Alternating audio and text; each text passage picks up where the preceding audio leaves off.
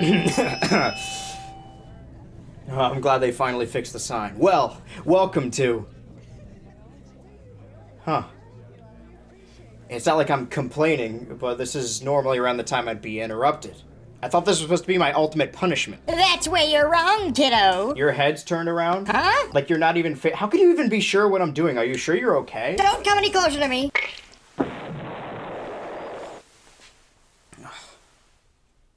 Dude, your hand just came off. That's supposed to happen. Anyway, I've got to go now. Alright, well, I guess I'll start the ceremony without any more distraction. It is I, Jack Black.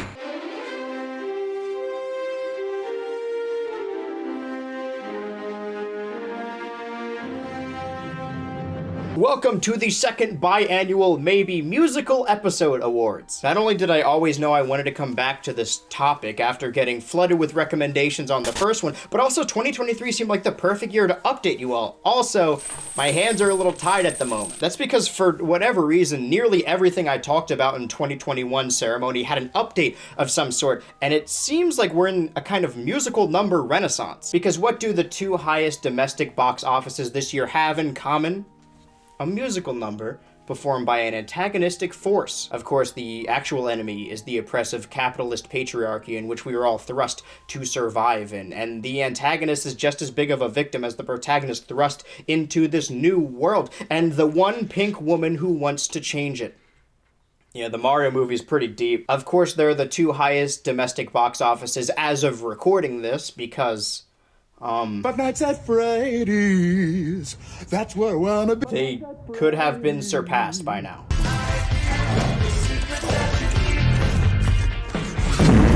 If only Matthew Lillard would have broken into song. Also, I saw The Marvels, and not only did it have an original musical number, but it also played Memory from Cats in its entirety.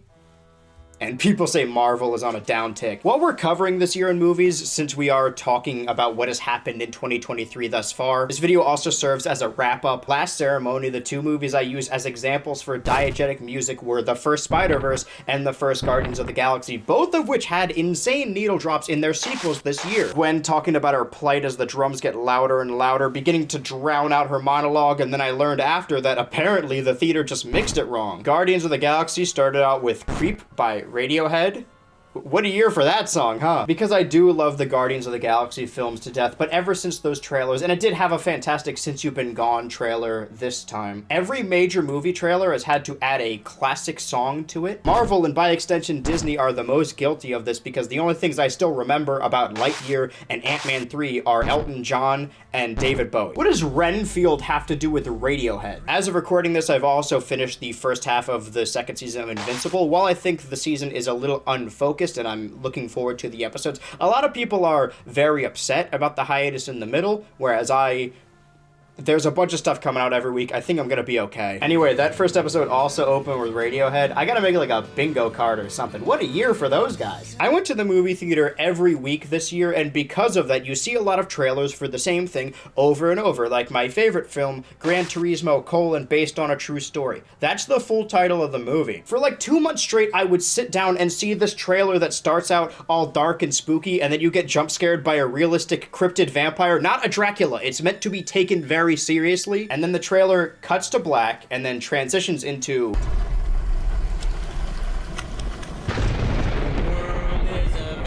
what are we doing? 100 ultra points to anyone who has seen this movie and can prove it exists. Since we're talking about movies and how things have changed, it seems like the perfect time to bring up the rules of this ceremony. First off, what people consider a musical episode depends on the person, but to me it needs to be at least 3 unique songs. And dude, we got so close so many times. 2 years ago, I talked about Total Drama, Clone High, Futurama, Adventure Time, and then 2 years later, the more things change, the more they stay the damn same. But no, Total Drama 2023 did not have a musical number. Bummer, I know. Also, as I'm recording this, people have just been posting season 2 to YouTube, and you would think I would be like, oh, this is illegal. But the only other way to watch it is on Discovery Plus in Italy. I don't know what the fuck you're doing. I thought the Modern Show would be a really fun thing where we could all speculate weekly and watch it on Max or something, but most of the people I've talked to don't even know that the show came back. You mean to tell me that you got Mr. Unraveled animated a whole sequence around his musical number, and then gave the princess a song in the same episode, and then you just end it there. We were so close. Could you tell I really wanted to talk about the show and had to shoehorn it in here somewhere? Winter wonder world, full of pine-scented trees and a fine menagerie we can see. Futurama was even farther off. I wanted to talk about Futurama in the context of musical numbers for a while because I actually really like all of their numbers. Despite rule number 2 being the musical episode must be normal episode length and not a movie or TV movie, even that I was willing to break the rules to include Bender's Big Score. Oh, I get it, the rules. Because that show also had a lot of good musical TV movies that I can't talk. You get it. But even if I counted the entire movie, the musical numbers only capped out at 2. I know these Futurama nerds can write a good musical episode proper. There's actually 2 other episodes that I watched for this that ended up being too long for normal episode length. If you don't know, it actually hasn't been 2 years since I was last on this stage, as I ran back a short segment for the musical episode of the Nickelodeon show Mr. Meaty. I got a decent amount of comments that another show I talked about, Penguins of Madagascar, also had a musical number in Return of the Revenge of Dr. Blowhole, but that episode was 44 minutes long. That's too long. The nature of being trapped in this never-ending torture chamber is that I don't get to interact with a whole lot of people. Sometimes I forget that not everybody on this earth knows every little niche internet post-ironic layered reference. Like, sometimes I forget that Twitter isn't actually real. Anyway, I watched an hour-long Garfield show special, all because of this song. Nobody likes to be hated by the population till I find I don't mind when they say go away. They hit the song counter, but you know, it's an hour long. Also, it's not very good. We got like one song in the Bitcoin episode, and it was pretty good.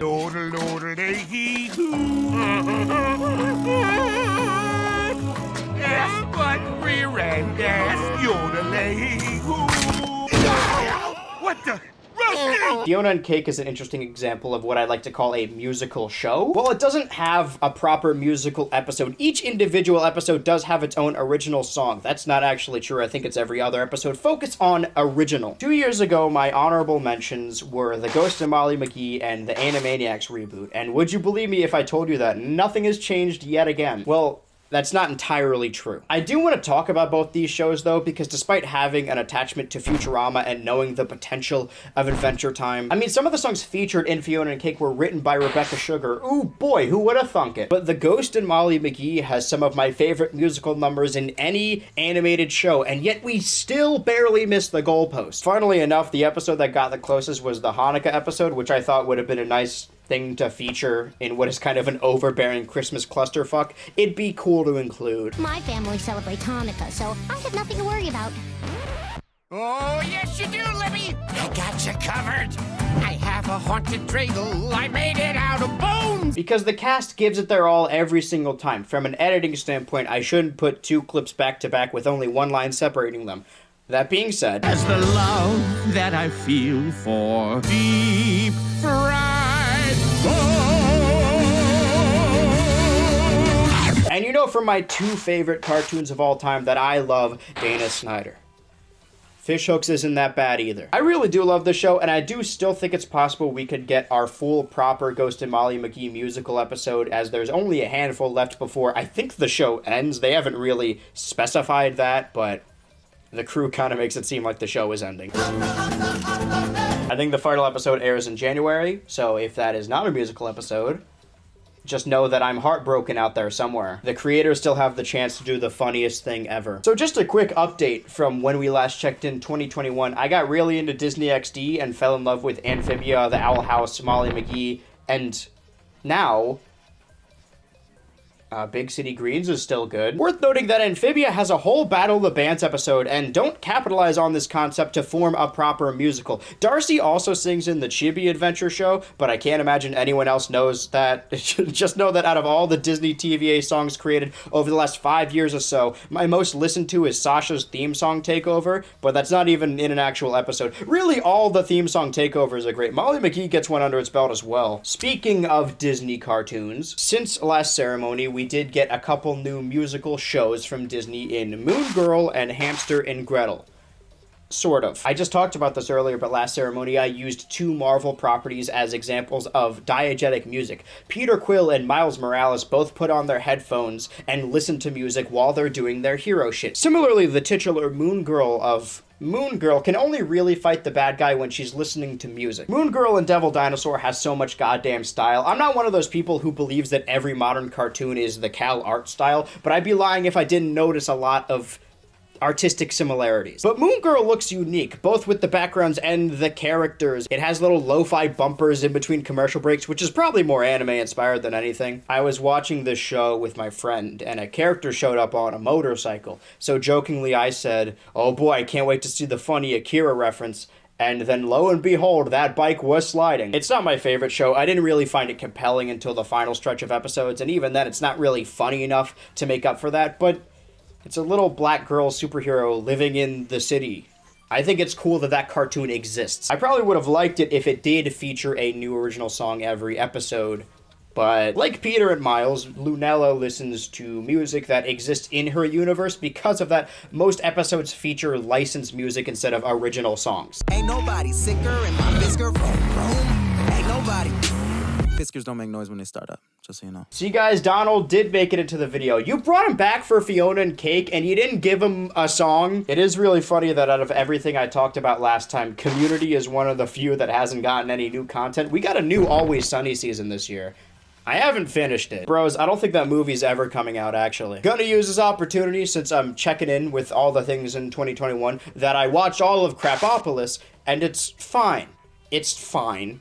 I just wish it didn't look like that. Also, I'm glad it's no longer the first ever animated TV series curated on the blockchain. Legitimately, what does that mean? It's got a character who gives speeches and has mommy issues. You've done it again, Dan Harmon, my hero. Also, wait a minute, back to Moon Girl. If this show is set in the MCU, because Captain America does show up in it, does Gambino also exist in this universe? Are they 2 separate people, like in real life? I'm using this opportunity now to add a third rule that the songs in an episode must be original songs to be recognized as a musical episode. I also watched all of Muppets Mayhem for some reason. I put this bit in here. I wrote it a month ago because the joke is, oh, I'm the only one who watched Muppets Mayhem.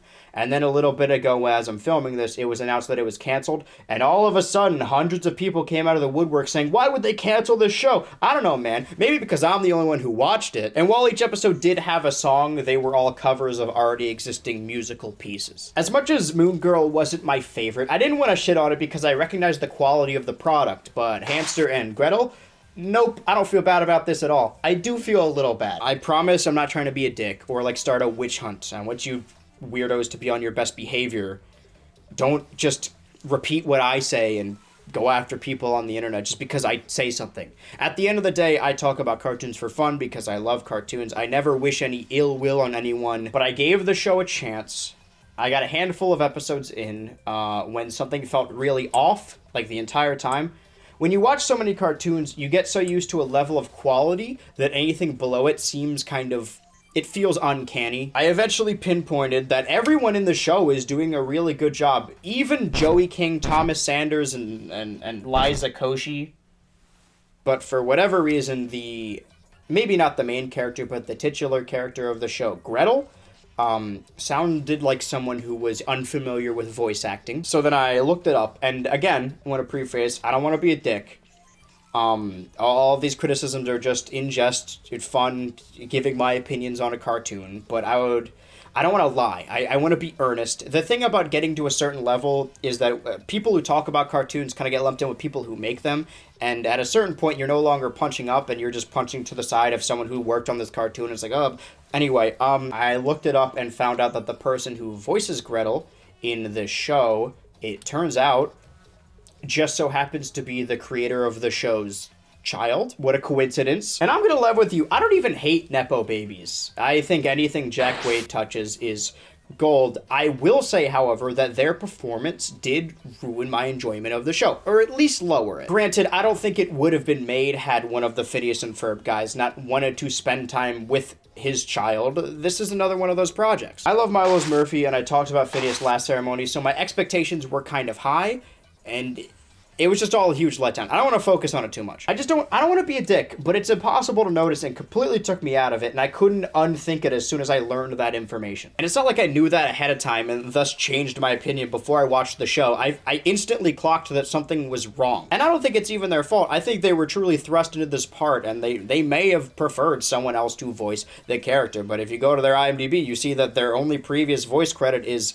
like, Fireside Girl number 5. Molly McGee has this really good episode about how when her Thai relatives come to visit, she doesn't feel like she knows enough or celebrates her culture enough. She's a mixed kid who struggles with her identity, feeling like she doesn't fit in with everyone else or her Thai relatives. It's a very common problem among families of multiple ethnicities, and the episode represents the culture without ever feeling like it's becoming cartoonized version of itself. Meanwhile, Hamster and Gretel? Like when Dada wants a caca all over the kitchen. Tia, Melissa exploded the chicken. Or I dropped that plate full of hot empanadas and made a Jackson Pollock on Mom's terracotta. Through all these disasters, we've not been persuaded to lose the traditions that we've celebrated. Go ahead and look up a picture of the writer's room for this show. Actually, I'm being a dick. Don't do that. I will leave that bit in the video, though. What a year it's been. Remember when everyone got mad about that other Disney show?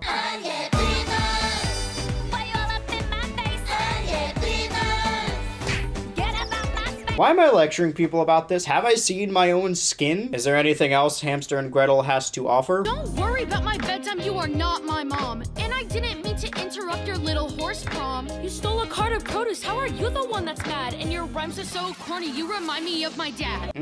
I'll take that as a no. Again, I'm just a guy. My opinion on things doesn't matter at all. If they do get a second season, I hope it improves. I'm rooting for them. I truly am. I wanted to like it. You see, I do know a little bit of other languages. I watched all of Poor Devil, originally known as Pobre Diablo.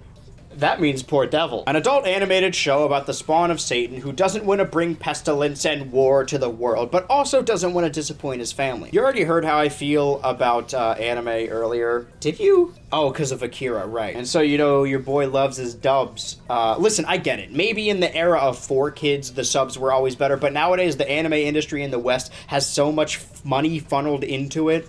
To me, they're barely indistinguishable. For a foreign film, sure, but for an animated show, nuh-uh. I would rather learn the language than ever move my gaze to the bottom of the screen. So, Poor Devil. It has 7 or so forgettable episodes and then randomly one fantastic one out of nowhere near the end. It's like legitimately great. And while it does have a song per episode, an earlier draft of the script actually featured the episode So Much Cheek and So Little Chin because it does just barely hit the bar for 3 songs in one episode, if you count this as a song.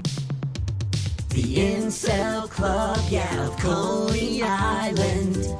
We ain't getting laid, it's not voluntary, yo. Celibate, but not voluntary, yo. I'm pretty sure they purposefully sound bad. I promise the other musical numbers sound much better, despite being dubbed. Any other adult animated sitcoms that came out this year that fall under the honorable mentions category?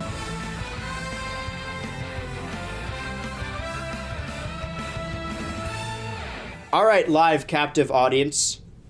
I'm about to defend Koala Man, because it's not even a bad show. It's not great, but it certainly isn't bad. It just so happens that executive producer Justin Roiland had his face plastered all over this project, despite it being developed and created by Michael Cusack, and then the show dropped the same week everyone realized, hey, wait a minute, didn't this guy beat his wife? Editor Andrew alert. I'm not saying that's what happened. I'm saying that's what the media said would happen, okay? Do not sue me. And then a bunch of articles were published, the likes of, here's the new show created all single-handedly by Bill Cosby's biggest fan. And it's not the best thing I've seen this year, but it's funny, and it's got heart, and it didn't deserve the hand it was dealt. It is funny, though, that Hulu's main formula now is to get a creator of a popular Adult Swim show to make the same thing, but for them. But Koala Man has nothing to do with Smiling Friends. It actually has more in common with Michael's other show, YOLO Random Subtitle. Like, you could argue that this doesn't really need to exist because he already has another predominantly set in Australia show that has an overarching story, but Koala Man goes all out with its cultural representation as the cast is made up of Australian superstars like Jermaine Clement, Hugh Jackman, Oh my god. It's because Koala Man is about her failing marriage with her husband, who doesn't pay her any attention so he can go cosplay as someone powerful. Oh, so yeah, you probably already know what my favorite thing of this year is. Koala Man's penultimate episode, Emu War 2. See, I told you this was an Australian show. The extent of my knowledge of this is that total drama episode and the entirety of H2O just add water. The youngest, sort of the family, Liam wakes up one night with a song in his heart that overtakes him and warns of the future this great war will bring. The song slowly builds throughout the episode to a giant Mad Max crescendo, and while he does perform the song multiple times, they're really just intervals of the same song. Also, Michael fucking kills it.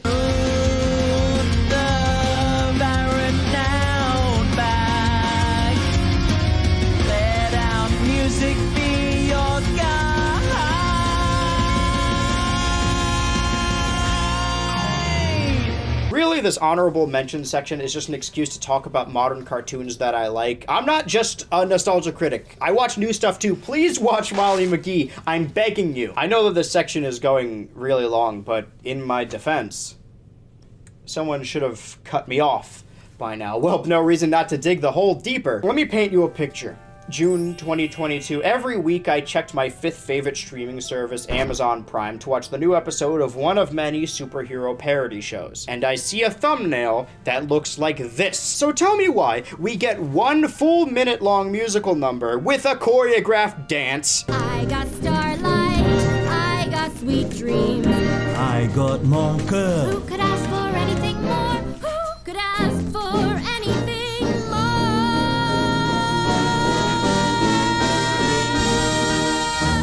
You know that line in Uncut Gems where he says, "Why would you show it to me if I can't have it?"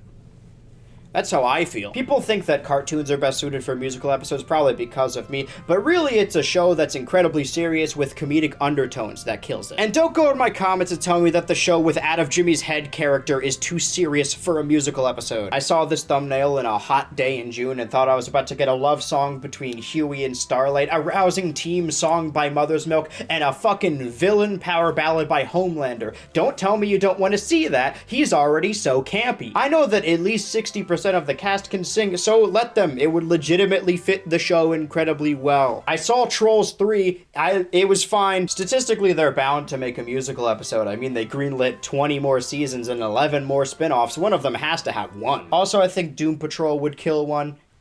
I think it's a little late for that now, though. How long has this honorable mention / rules explanation been? Because there's more stuff I want to go over. I'll take that as the go-ahead. I wanted to get a prop ukulele for this bit, but it didn't show up in time, so bongo will have to do. Hey guys, you've probably heard a lot of stuff about me on the internet, about all the awful things I've done, how I broke my own rule number, whatever number we're on.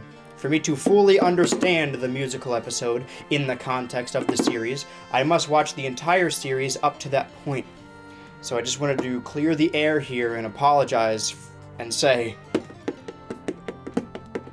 I actually really like the Buffy episode. I've changed my mind. In all fairness, my point at the last ceremony was that it wasn't for fans or for musical nerds because there is simply too much important plot going on here. And I was technically right. But ever since watching the first 2 seasons and then the musical episode in season 6, I actually finished the series. Legit, when I watched this for the first time, I was so confused. Man, Cordelia looks different. And after seeing it in its entirety, it's become one of my favorite series of all time, but it falls into the category of Doctor Who and wrestling, where I love them to death, but it'd be kind of embarrassing to recommend them. That's not gonna stop me trying. Unfortunately, most of my favorite early Buffy characters either leave the show or become the worst part of it, but that's okay because they gotta make room for my favorite character, Spike. You won my heart and became my favorite, except for later season 5 and season 6. Basically everything past the musical episode, you can kind of stop there. I just could not go on listening to this playlist over and over on loop for years and not publicly retract what I said about this episode. Kind of like my feelings for the Mean Girl musical or Goosebumps, the project itself may still be a little lacking, but damn if I don't love those fucking songs. Give Buffy a chance. Just know they will make your favorite character the worst person ever. Just so we're clear, the rules are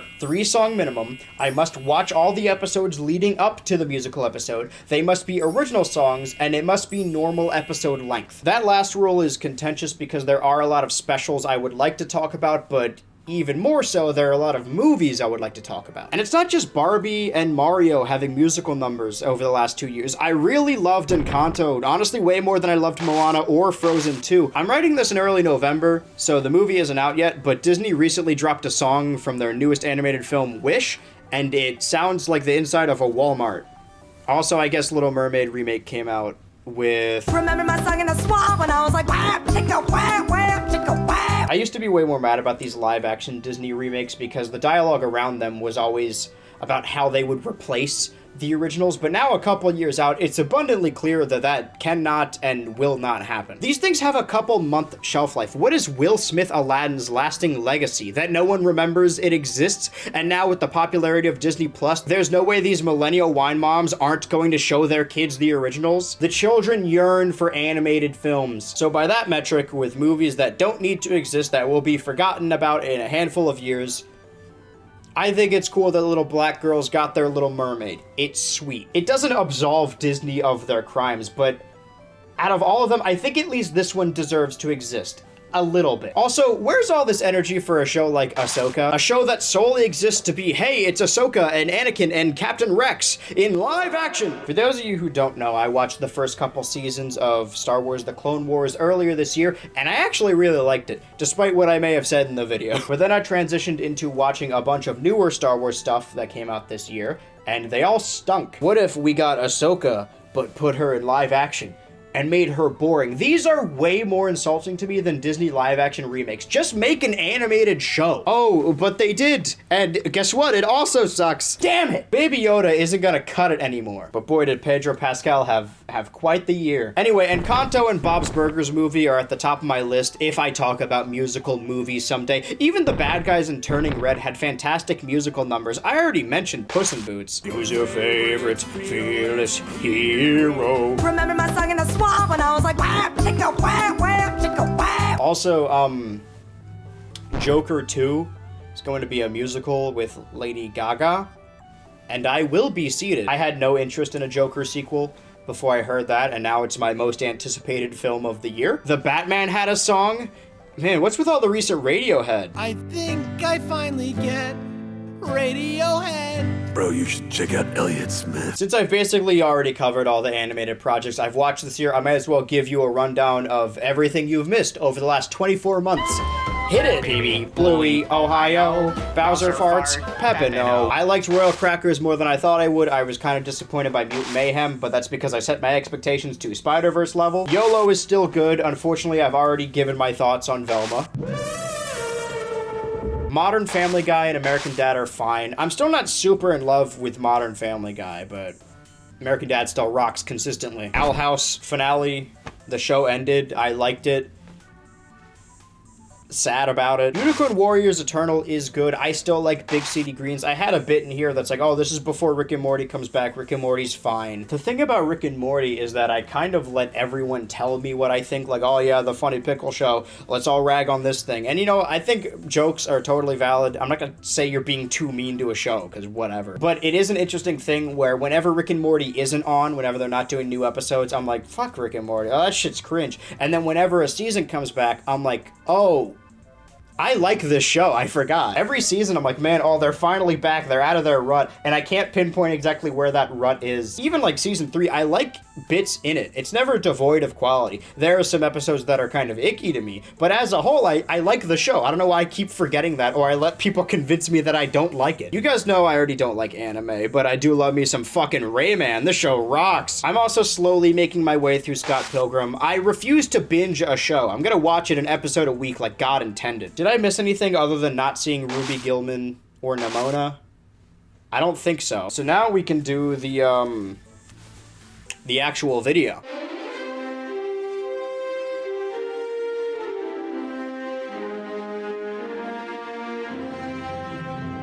This video, the sequel to the original musical episode awards, is threefold. Like the original, I'm looking for Christmas-adjacent episodes because the two concepts tend to overlap. And I also need an excuse for this to be a December video, despite being biannual.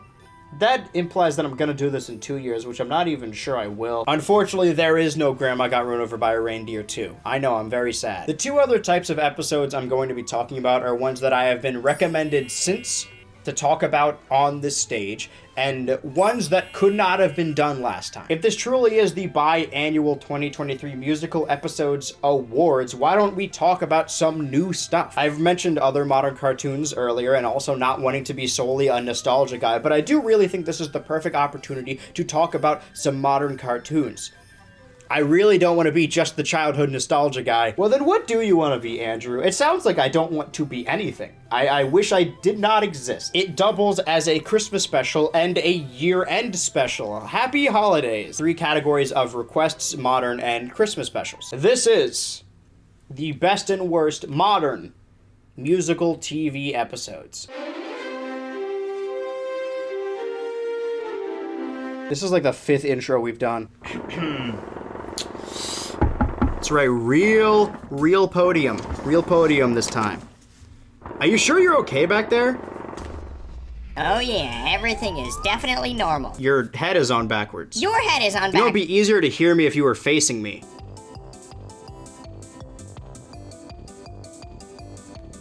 Do not be afraid. It's supposed to do that. Hold that thought. Are you serious, man? This is supposed to be a dual thing. Who else is gonna announce SpongeBob as Cartoon of the Year? Alright, I guess we'll just have to present the award for Best Musical Episode About a Square Yellow Sponge. No way this isn't Bart Simpson. The snow is falling and the cold wind blows. Christmas is almost here. And I know that Santa has his jolly little eyes on me. Earlier this year, I talked about the stigma around post-movie SpongeBob with Season 4 onward. And something I noticed while looking into what makes these eras different, I realized that while not as consistently funny, after the movie, SpongeBob did become a more musical show. I mean, don't get me wrong, SpongeBob did have the occasional song. It even had an original song in its first ever Christmas special from the year 2000. The nature of having multiple Christmas episodes, I'm going to compare them. The original is a classic, but not just because it came first, but because it's incredibly funny, like most early SpongeBob.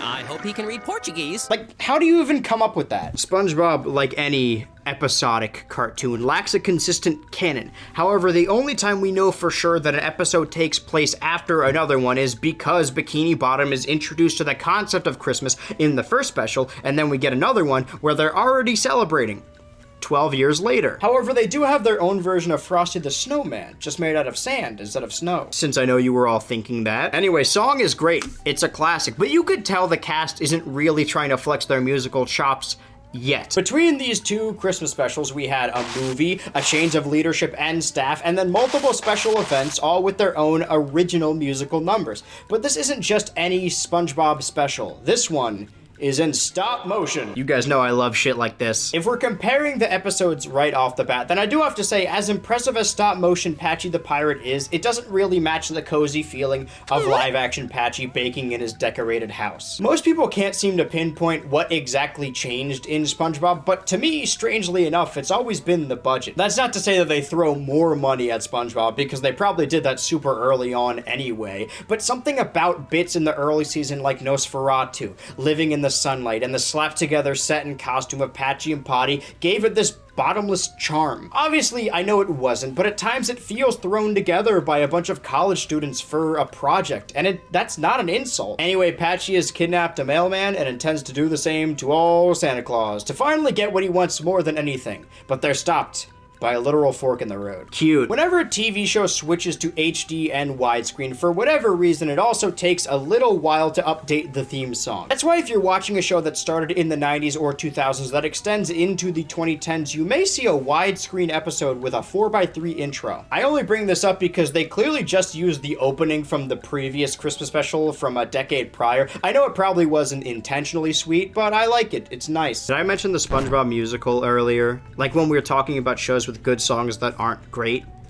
Have you seen it? Because this episode opens exactly like that. You can listen to the first song in the playlist right now to prove my point. SpongeBob wakes up so happy to start the day, and then he makes his way over to greet his neighbors Squidward and Patrick. I will trap Santa in my box, locked up like Fort Knox, and make him stop the clock. I don't remember it sounding like this. I know I always gush about mixed media, but I also really love the bit where Santa's puppet looks in two opposite directions. I just always thought it was really bold for a children's show to portray Santa as such a creepy weirdo. You don't see that enough. But this is what I meant. First he talked to Squidward, and then Patrick, and now Sandy, and then Mr. Krabs. The original I keep comparing it to because it's about learning what Christmas is doesn't really embrace the iconography until like halfway in. But in this special, we're in the future, baby. There's snow everywhere. Even the Krusty Krab is all decorated. I fucking love this holiday. Look, I'm a spooky bitch who likes dressing up too, but this is my favorite holiday. Blow me. It's just all the little minute details with the backgrounds, and even the main characters. Plankton has this sparkly, sharp texture that looks like the pink stuff I used to get yelled at for eating. Oh, what?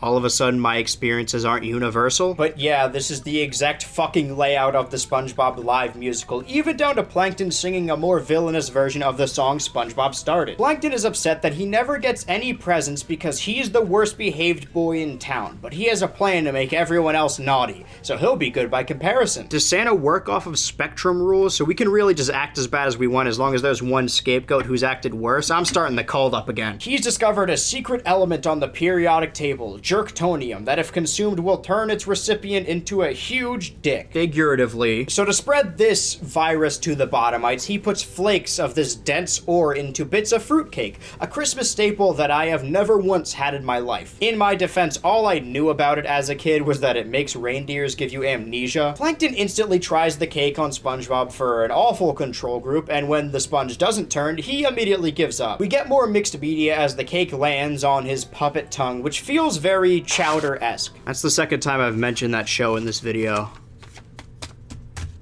Huh. So yeah, Plankton gives up on the plan. He doesn't even make Bob spread the fruitcake. He just does that.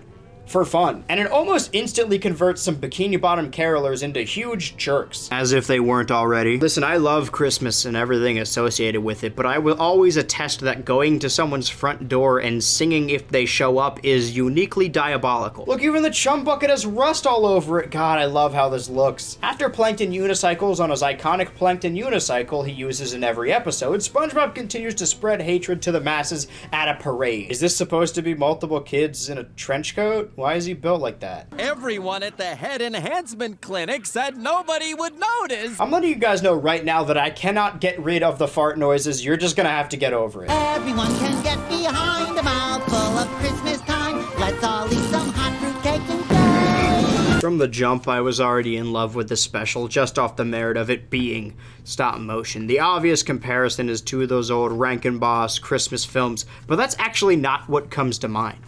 You know what I think of every time I think of stop motion Christmas? So, little boy, what would you like for Christmas? I want a sled and a truck and a bike and a train. Drunk is nature. Plankton realizes he gave up too early and starts transitioning into Plan B. See, this is how you know this is post-movie SpongeBob. Old Sheldon used to have some follow-through. He made it all the way to Plan Z. Anyway, it's a SpongeBob robot. If you're a casual fan of the sponge, you may find this odd, but if you're a super fan, you know that they do this all the time. What is it about a sponge that people want to make into a robot? Is it his square stature? But the catch is Plankton has to wind it up before it goes out. See, guys, we did get to talk about the new Futurama. Before the conflict can continue, we cut back to stop motion Patchy and Potty crashing the mail truck, and then cut to commercial, and then cut back to them trying to eat each other. So what's SpongeBob up to? They do this joke more clearly with Squidward later, but I like that Mr. Krabs isn't even converted. He's just mad. Speaking of which, this needless violence of the robot SpongeBob attacking Squidward goes approximately on number 6 of my top 10 worst Squidward torture porns. Sandy uses a science machine to search for magic as if those things aren't wholly antithetical, and then finds the jerktonium despite it being an element on the periodic table. Like, it's not a secret Plankton discovered, it's just in their table. Sandy knows about it, but also it's magic. Is this the only one that's magic? I use 3 forms of magic: necromancy, lycanthropy, and lead. Even the X-ray Sandy uses on Spob reminds me of one of those internet puppet shows that's purposefully creepy.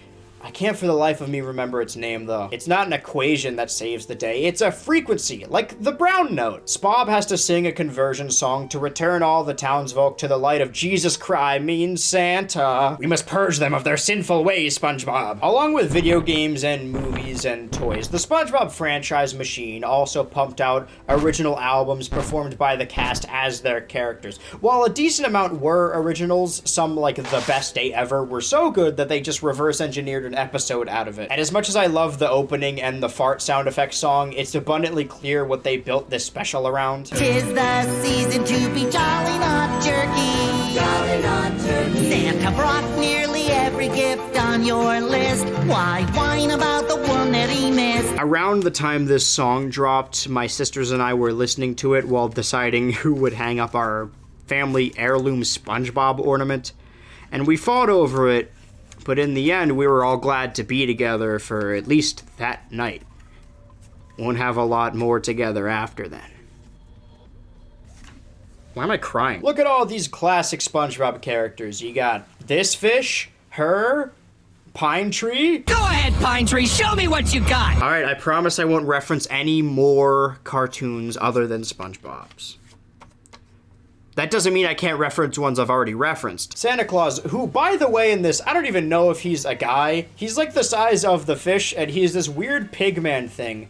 Where did the last freak go? I like to think it works off of Tim Allen the Santa Claus rules, where this nether pigman just killed him and took his role. Anyway, he's voiced by John Goodman, as in the man who plays Santa on Futurama. That John Goodman. Man, he's got this role down pat. Also apparently played him in The Year Without Santa Claus, which I've never seen, but I gotta say, isn't really piquing my fancy. 13 Reasons Why is in this? As it turns out, the law of equivalent exchange was correct, as Santa only gifts presents to Plankton, who is the best by comparison, as the robot has been besmirching SpongeBob's good name. Okay, so he sees all and knows that Plankton is still bad, just not as bad, but he doesn't know that the robot was made by him. Also, what did Squidward do that was worse than that? He got beat up by a robot. That one's going in the sin counter. This special is bad because of plot hole or something. And then that same robot tries to usurp Santa, the Santa Claus 2 style. All right, I'll stop referencing. Of course the robot explodes. What else would it do? Oh, it's not homemade. It was made in a factory. A bomb factory. It's a bomb. Through the rubble and debris, the pig Santa finds the turning mechanism that reads, "If found, return to the chum bucket," because I guess Andrew Garfield over here isn't as smart as he seems. You see, kids at home, when you can't think of a joke, you can just reference other media. In the end, Santa doesn't rectify any of this and just leaves after dumping coal all over Plankton, making this the second special in a row nobody got any presents. Then why are we doing any of this? And we know multiple years have passed because Plankton says he's got a stocking full of coal every year. Santa flies off as Patrick hitches a ride to capture him like a rat, as we cut back to Patchy extensively doing the same thing. But it turns out it was all a frozen mirage of a polar bear that mauls Patchy to death. So did any of this happen at all? Like, if SpongeBob is a show in the Patchy universe, what does this stop motion mean? Is this a different Patchy? Does any of this matter at all? In the end, I guess all that's left to say is that if I were Santa, I would probably have a reason to only come back here every 12 years. We'll just have to wait until 2024. Wait a minute. I truly believe Pig Santa will return to the land of Bikini Bottom because I have faith in you.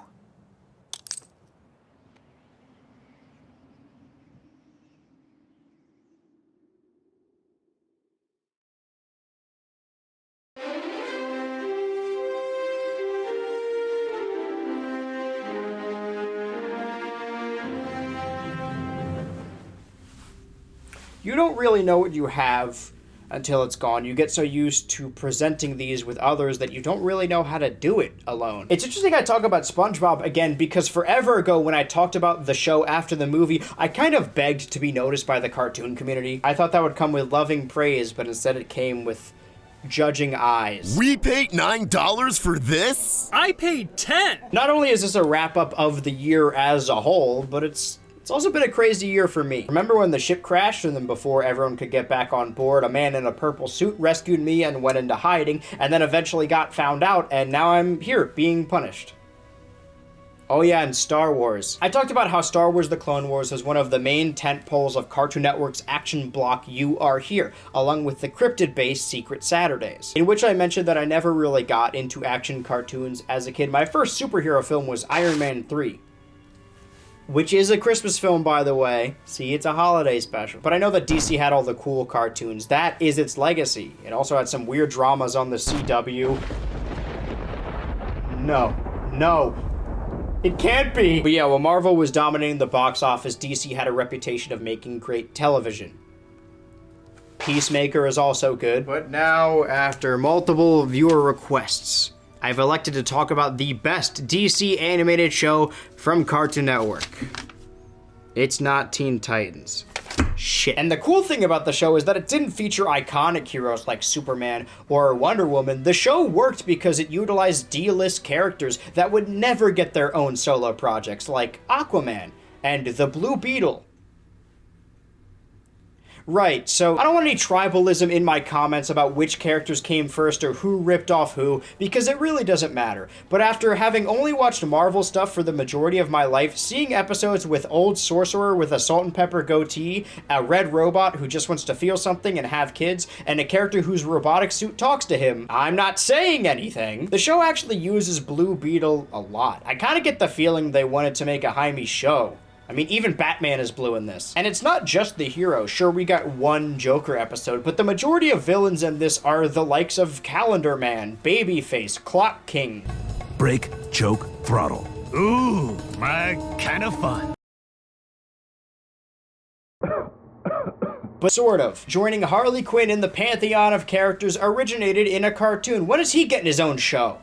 Or his own movie. Being completely honest, I wasn't nearly as into the show as I thought I would be. I thought I got over my distaste for action cartoons, mostly this year after really loving that horny Superman show. That's how you know the show is anime inspired, because of the breedable muscle dude. How come when he got hit by a laser, all that happened was that his shirt ripped off and he got oiled up? But I will say, when this show does a genre episode, it goes all out. This one opens with an orchestra tuning up to play the theme song. There's a Christmas episode earlier where it's kind of implied Bruce Wayne was a bratty, rich kid, and as an adult, he has to grapple with his final memory with his parents being spoiled. I think that's a really interesting way for this character to go. Does anyone remember there was a channel like a decade ago called Random Encounters, and they would do video game musicals? Like, they would make songs about Pokemon, Sonic, Zelda. I'd be lying if I said I didn't pop on the Medic song from time to time. All I do, you've ignored. All I do, I've abhorred. It kind of goes hard. Anyway, they made a video titled Batman Arkham Opera, and I know it technically came after, but I can't stop thinking about it. The way the villains chime in with their own lines, the way Catwoman sings about unrequited love, this whole episode feels like they just swapped some characters around. I promise you that's not an insult. It's not a compliment either. It's just really weird. There's actually a chance you might know who this channel is, but not for the reason I said. I've said multiple times that I don't remember a whole lot from like 2012 to 2015, and I think it's because, and I want to make it abundantly clear, I totally understand changing your content with the times. I still have nothing but respect for all these people. Basically, all my favorite Nintendo YouTubers around the time started exclusively making content about gimmick horror, and I thought, oh, well, I'm done watching these. I still listen to Nate's music, though, because it was so good it transcended the animatronic game. Also, Bendy. I like Bendy music. Sue me. Doesn't mean the game is anything beyond a hallway simulator. Where was I? I'll be revealed. Never. I'm probably never gonna finish this show. It just didn't grab me.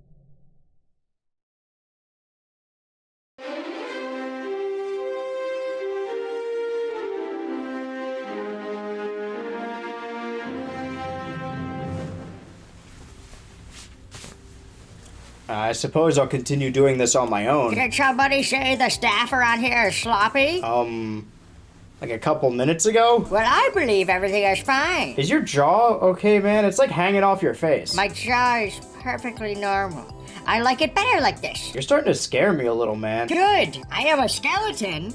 Barely. What was that? Why don't you go back to whatever side adventure you're having back there? It's true. As you guys may know from childhood trauma, I was afraid of a lot of things when I was a kid. I'm sure skeletons would have been one of them. It's strange the way our mind works, that specific things can trigger specific memories, but I don't want to be the nostalgia guy. Tonight I want to give some love to some modern cartoons that I feel like aren't given proper respect. So right now I'd like to present the award for Nostalgic Show that ended in 2023. Are they writing these retroactively? How do they keep doing this? When will the rain end? I miss my best friends. A wasted Saturday. I'm stuck inside to play. I wish I were at the creek. I think the last Cartoon Network show I watched regularly on cable was Steven Universe. It's not like I grew out of it or anything. I just moved out and stopped having cable, because why would I want to pay for all of that? That's not to say that I haven't gone back and watched Tig and Seek, Apple and Onion, and Elliot from Earth, but none of those really felt like they were going to stick around. So when Craig of the Creek dropped and it became one of CN's most popular shows, actually airing alongside the never-ending wall of Gumball and Teen Titans Go. But at the same time, I never really got into it. I tried watching an episode as it was airing, but it didn't grab me for some reason. Years later, in like 2021, I was stuck on a plane for a couple of hours, and this airline had cable television somehow. I don't pretend to know how it works. And it just so happened the day I was flying was the day of a huge Craig of the Creek marathon. I thought while I'm in the air, I might as well watch some cartoons, and the first episode I watched was about Craig being home alone with his little sister, making cute little snacks for her. That's where it grabbed me. This is something I did as a child. I don't know how they did it, if it was an act of God or not, but every episode that aired that day personally grabbed me, as our 4 to 5 close families would all be let loose in various backyards and woods. It's a show that captures the wonder of being a kid in the summer without alienating younger audiences. They got smartphones, but they're still playing with those damn Pokemon cards, where almost every Gen Z person is basically an adult, and because of that, they're all like, kids these days don't watch cartoons and play like they used to. And sure, I've seen my fair share of iPad kids, but that doesn't mean they all do that all the time. Is Cartoon Network slowly dying right before our eyes as they move studios, axe shows, and extend Adult Swim's time slot farther and farther? Oh, I just made myself sad. Look, I know a show that started in 2018 isn't exactly super modern, but it just ended this year, and now they've pivoted to making a baby show for babies about Craig's little sister Jessica. The show, Craig of the Creek, not the baby one, is fun and inventive and legitimately funny. If you're one of those freaks who only cares about lore and an overarching story, they have some of that too, but they do it in a really cool way. Because they are still children, their imaginations run wild. There's no actual box robot or space warrior or evil tyrannical monarchy, but the kids believe there is. The actual show we see never divulges from the real, but it also never downplays what the kids are feeling. Except for the Sour Lemon episode, that was weird. When the kids are put in imaginary handcuffs, it is both funny and it serves a story purpose. We know it's silly and that they aren't actually in handcuffs, but to the kids, they may as well be zip-tied in the trunk of... I'm gonna stop this analogy, I think. And that's basically the crux of this episode, In the Key of the Creek. First name Craig, last name of the Creek, is stuck inside on a rainy day, so he imagines an adventure for all his friends to go on, because of which his imagination can run wild and they can face greater challenges than they've ever seen. I'm actually relieved this episode exists because I was worried I was the only one who made fake adventures with fake versions of my friends as a kid. Don't look at me like that. I wish the creek could be everywhere. The warmth of the sun and the breezy air. Hooray. I wish it never rained. I wish I were at the creek. Craig of the Creek is actually a pretty musical show, but instead of traditional theatrical musical numbers, it uses like pop punk mixes that gives them even more of a nostalgic feeling. I normally hate the term 2000s core, and yet, Craig thinks up a fake adventure where they find a secret key and all guess on what it could be. My favorite character, JP, or I guess Craig's imaginary version of it. Oh damn, this rabbit hole goes deep. Maybe that's why the illusion crumbles by the end of the song, as the characters inside his head are fighting the crux of the adventure they are forced to live out. Dream JP thinks it's a key to a truck. My favorite little detail in the show is that despite hanging out with the horse girls, he prefers to roleplay as a human truck guy, like Herbie, but also not really. Honestly, at this point, I'm just gushing about this show. I love cartoons where there's a very fleshed out map that could easily be translated into video game format. I know that's really specific. It's a crime we haven't gotten an Adventure Time hit and run style game. I don't know. She don't know. But trade it to me for a bottle of fairly used root beer.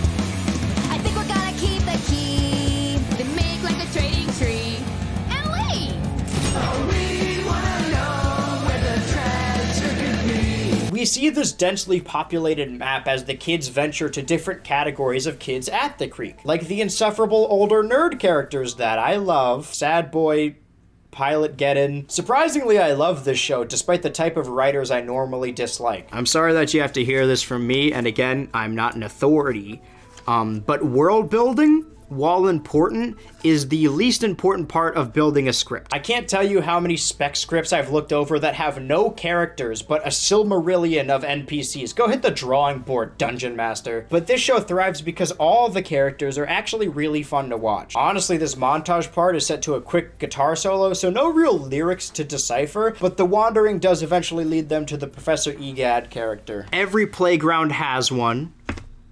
I might want to change that line because I don't like the implication that I hang around playgrounds. She wants to science the shit out of the key to find the Christmas magic hidden inside, or whatever we said earlier. Digest your discovery.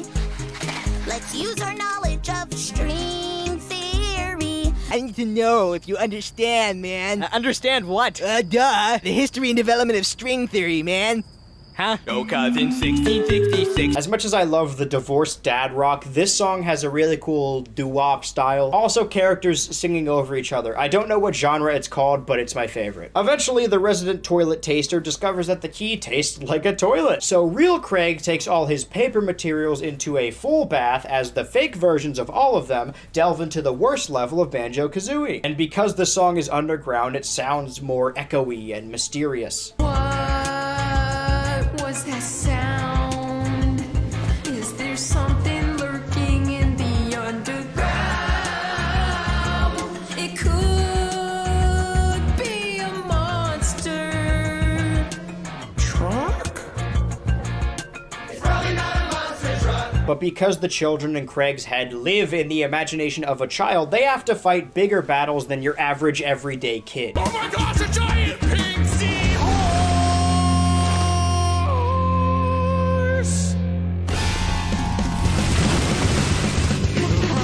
Whoa, that is a lot bigger than the stuff we usually run into. Kelsey, the self-proclaimed knight of the group, takes this call to action in her hero's journey as an opportunity to show her sword skills. It's a PVC. I like that in this imagination realm, Mortimer can sing, but still chooses not to speak. Jesus Christ, man, what's wrong with you? Me, you said no talking, that was a kick. Yeah, you were singing. Oh my God, singing isn't talking. Remember what I said about my taste in music?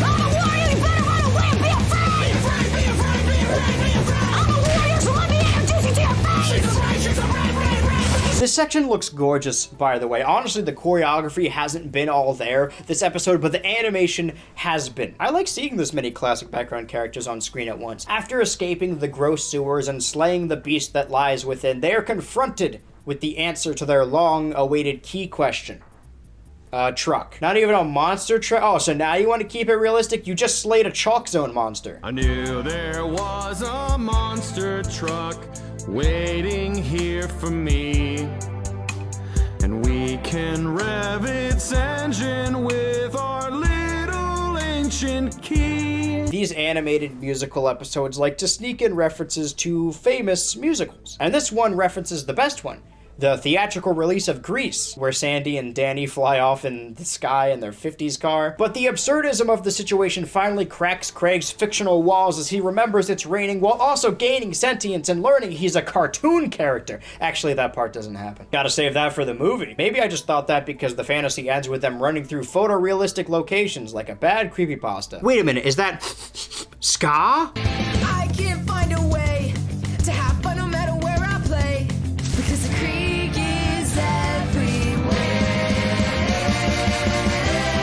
The creek is everywhere. The creek is everywhere. The creek is everywhere. The creek is everywhere. The creek is everywhere. The creek is everywhere. The creek. Greg! Inside, boys, please. Sorry, Dad. I was just having fun playing inside.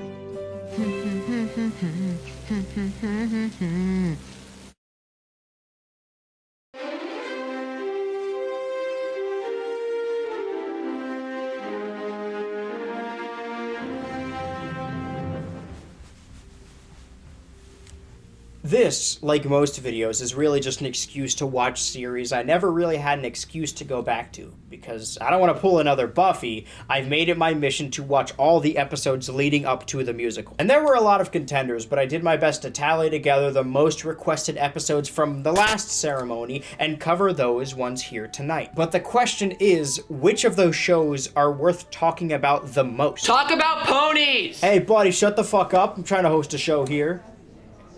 What I was going to do was transition the lost nostalgia of Craig into something I dropped as a child. You know what? Never mind.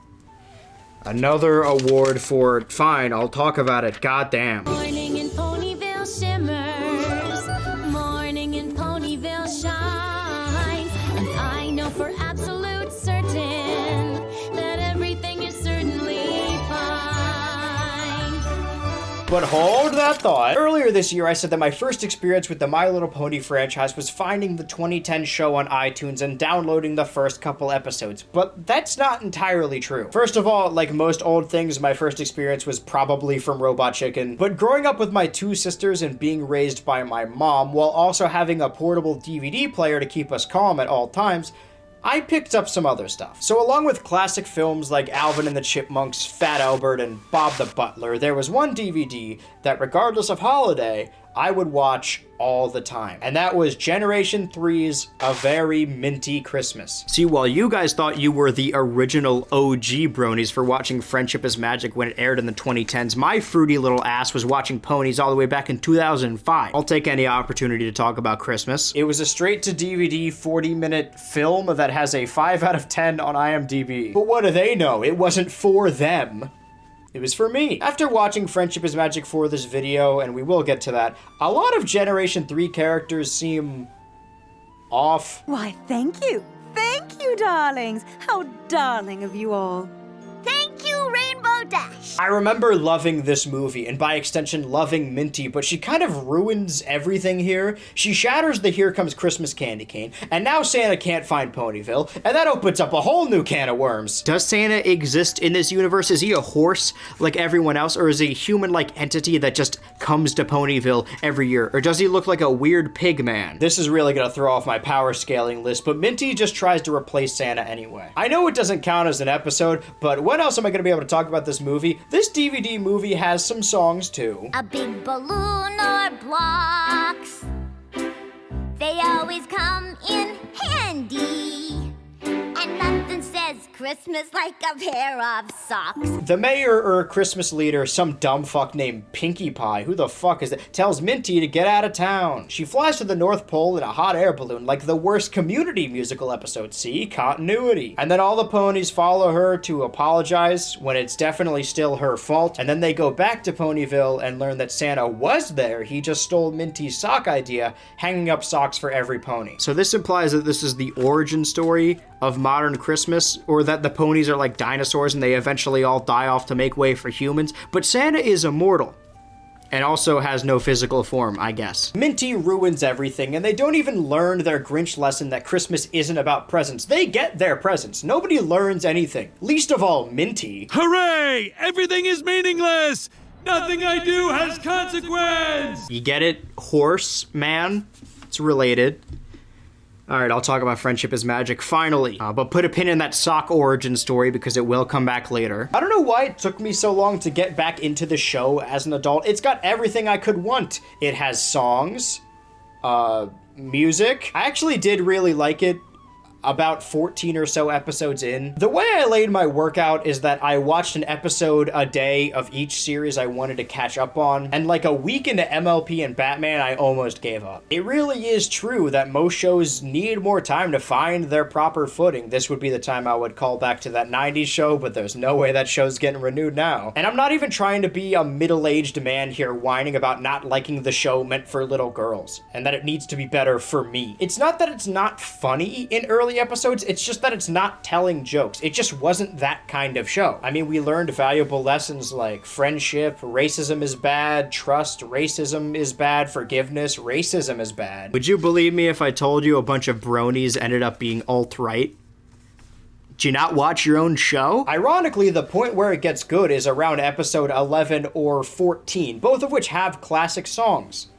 Or maybe I'm just biased. I'm gonna say this now. Beyond watching the first 7 or so episodes as a kid, I also used to watch YouTube all the time. I'm just gonna say this now. I already kind of did a bit about it earlier. A lot of people think I hate this guy. I don't, all right? I don't want to cause beef. On top of watching the first 7 or so episodes as a kid, I also watched a YouTuber who would use the talent show episode as a barometer for ear bleeding cringe. And then I got to that episode and I actually really liked the Crusaders song. I don't know what that says about me, but I expected it to be abysmal. Out of all the series I watched for this project, I have gone back to the playlist of songs from this series the most. Except for one of them. I'm sorry, I just can't hear the pony every pony should know without thinking about the Gamer's Atlas. I know it's such a strange thing to get hung up on, but it makes me sad and scared. Anything else I should natter on about before the actual episode? I like Fluttershy, she's my favorite. She's so me. There is a stark difference between an episode with 3 songs and an episode that sets out to be a musical. The episode opens with music tuning up and an instant overture. The sort of main pony, Twilight Sparkle, sings about how everything is totally fine and nothing could possibly go wrong, which is just asking for trouble. I don't think it's really a complaint to say the Flash show on the Hub Network has stilted animation, but it is noticeable after watching Batman. And I'm not even one of those people who thinks Flash is automatically bad. They do try some tap dancing though. I don't know if this has anything to do with a different crew or not, but watching the show in order, I noticed how they make the characters act less and less like ponies. Like they basically stand on 2 legs most of the time. I guess it's just easier to be expressive when they're vague cartoon creatures and not equines tied to the ground. But the song ends as Twilight learns that high-strung fashion pony Rarity now has the cutie mark of the rambunctious and cool Rainbow Dash. Theme song. So cutie marks are the little tattoos on the butts of all the ponies in Pony World. Some of them correlate to their personality or job, and some of them are just,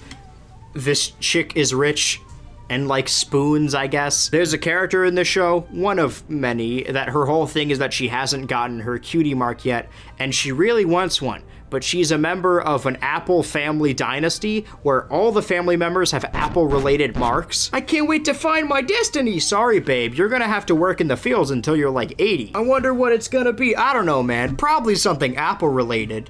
Your name is Apple Bloom. So how do they get their names then? Rainbow Dash just happened to be named that before she got the rainbow cutie mark? That's convenient. This dude is named Snails and his mark is a snail, but he doesn't even like snails. He's just slow. But the character with bubbles is also slow. Kind of. It depends on what version you watch. Well, if it is the mark that makes the name, then Rarity is now Rainbow Dash, ironically being more in line with Gen 3 where Rainbow Dash is the one who says, "Darlings." Twilight seems to be the only one who's noticed what's happened, how we've fallen into a different timeline. Why do the ponies not remember their lives? We get caught up with the rest of the cast singing about being bad at their jobs, but still believing they have to do them because of the mark coursing through their veins. It's got to be my destiny, my destiny, and it's what my cutie mark. It's what my cutie mark. Yes, it's what my cutie mark is telling me.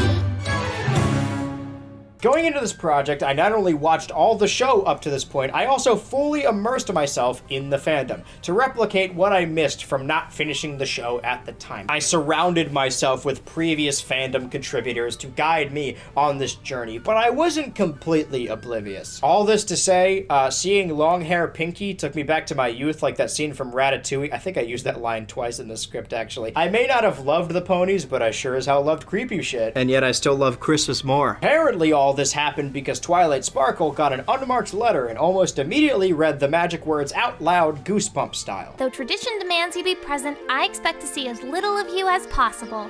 With dread but cautious optimism, Princess Celestia. And even more, apparently, the elements of harmony have changed. Alright, hold on. The elements of harmony are 6 magical talisman that give the main spelled M-A-N-E, 6. They give them powers over evildoers, and they all represent a specific element they excel at. Applejack is honesty, Fluttershy is kindness, Pinkie Pie is laughter, and Twilight is magic, which isn't similar to any of those at all. I got the power of loving one another. What did you get?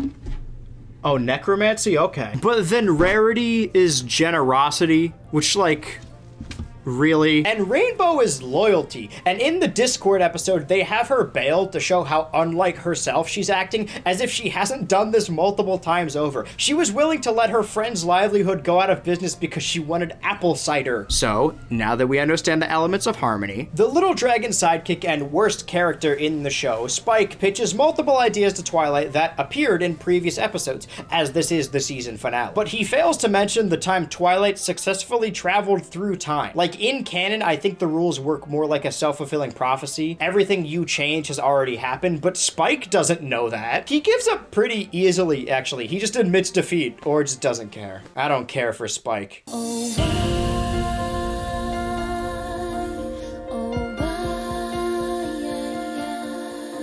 This is a nice change of pace. I don't think we've gotten a bad song from this show yet. Like, even Love is in Bloom wasn't great, but it was background music. If this song is meant to be Twilight, then I cannot hear her at all. And I'm the Cutie Mark Crusaders defender. Twilight Sparkle stares at the key art PNG of her friends framed in her room and has an epiphany. She realized all she has to do is put the ponies back into their elements, figuratively, and they'll realize their true destiny. She starts with Fluttershy, getting her to help Rainbow with the animals because Fluttershy would do anything for Rainbow Dash. Unfortunately, a part of understanding the fandom is learning about the shipping wars that went down, and I refuse to play the field. But people want Rainbow with the apple farmer when she has so much more chemistry with I'm not doing this again. Fluttershy makes quick work wrangling the animals and gets all her memories and her cutie mark back, meaning that 2 ponies currently have the same exact mark. I know the Apple family all have Apple-related insignia, but at least they're slightly different. Sorry, Apple Bloom. A true friend helps a friend in need. A friend will be there to help you see. A true friend helps a friend in need to see the light that shines from a true friend. We get another montage adjacent song putting our wipeout counter at the letter Z. I don't know how else to describe this song other than Biblecore. Like the kind of song they'd play at those week-long Bible school events where you would learn about Jesus through making crafts or whatever. Or is that just my childhood? You guys didn't grow up in a weird town? All the ponies are irritable because nobody's telling hilarious jokes, implying that the townsfolk even liked Pinkie Pie's jokes when the most we've seen from them in this series has been annoyance or indifference. Wait a second, that's it!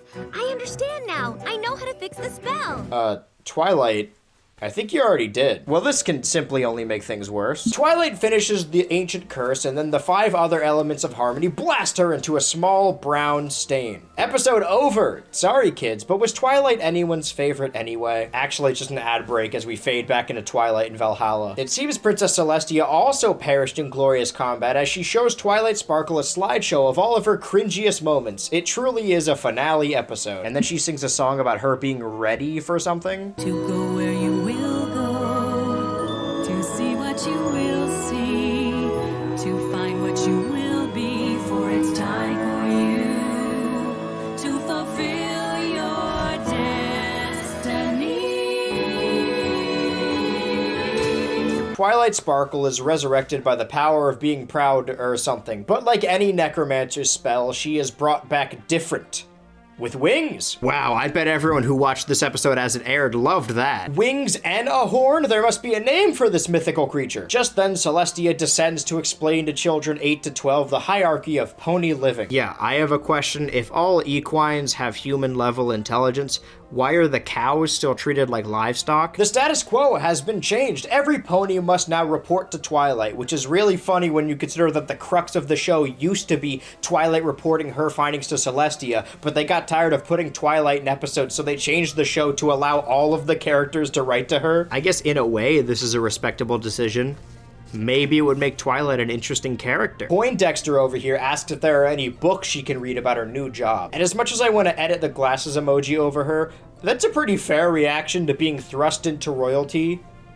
I'm gonna do it anyway. What does she know about being a princess? Also, how many princesses can there even be at one time? If I were Cadence, I would be pissed. The Princess Twilight cometh, behold, behold, a princess here before us, behold, behold. Each one of you has taught me something about friendship.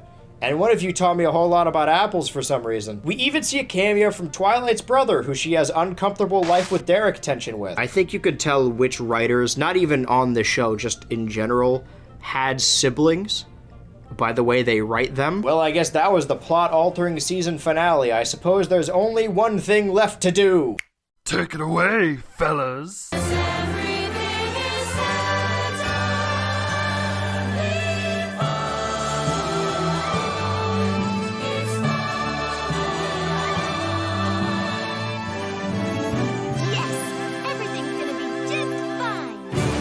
The final lines of this episode being everything's gonna be just fine are really funny when you consider the backlash to this decision. Uh-oh. And that was all I'm ever going to say about My Little Pony. I'm more likely to continue this show than I am Batman, but also, from what I've picked up on the resident pony experts I interviewed, the show kind of falls off after this moment, so I guess I can...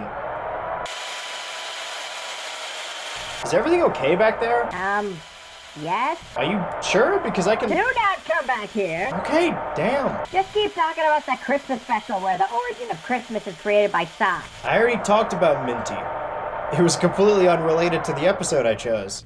Oh well, the show must go on, so I can announce the award for Christmas special where the origin of Christmas is created by socks. Okay, seriously, how the fuck did they do that? It's the most lowest tide of the year. With the kids jingle belling and everyone telling you be of good cheer. Hey guys, I'm talking about it. The chowder references were all a red herring. But first, I feel like I must explain. One of the rules I said earlier to constitute a musical episode is that the songs have to be original. And all the songs in this special are parodies of classic Christmas carols, if you even want to call them that. But it is my belief that this still counts as an animated musical episode. Also, Christmas ones are surprisingly harder to come by than you would think. I basically covered all of them last time. But I love Flapjack and wanted any excuse to be able to talk about it. Also, I didn't have enough time to do a full retrospective. Maybe someday. Flapjack already has such a pleasing aesthetic, but seeing the normally gray and grim storm along harbor filled with snow instills some form of simultaneous joy and fear. The story of Low Tides Day is narrated by everyone's favorite owner of crabs, Lolly Poop Deck. I don't actually know how it's spelled, but Google autocorrected it as Lolly, L-O-L-I, which concerns me. Once a year, the tide lowers so low that nobody can see the bottom. Poster for the upcoming Low Tidings Day pageant crosses our dysfunctional found family. Flapjack is excited about the holiday he never gets to celebrate, while Bubby the Whale and Captain Knuckles take this as a warning to leave. Bubby needs to leave because she needs water to survive, and Knuckles wants to go with her because of mysterious other reason. It's unclear how long the family has been together, but their skirmish implies they've done this several times. Flapjack, the most musically inclined of the three. Flapjack the show actually has way more songs than I remember. Sings about wanting to experience Low Tides Day. What goes on up there? Doesn't anyone care that I don't get to experience Low Tides Day, and I should, because maybe it'd be an adventure. Listen, even without that one, it still has 3 songs, but I'm counting that one anyway. This almost song touches Bubby, as she allows Flapjack to experience his first Low Tidings Day and leaves Knuckles behind to watch over him. The first snowflake of the season sends the captain into a panic as he runs into a now decorated town to find his hiding spot. I ain't Low Tides Day.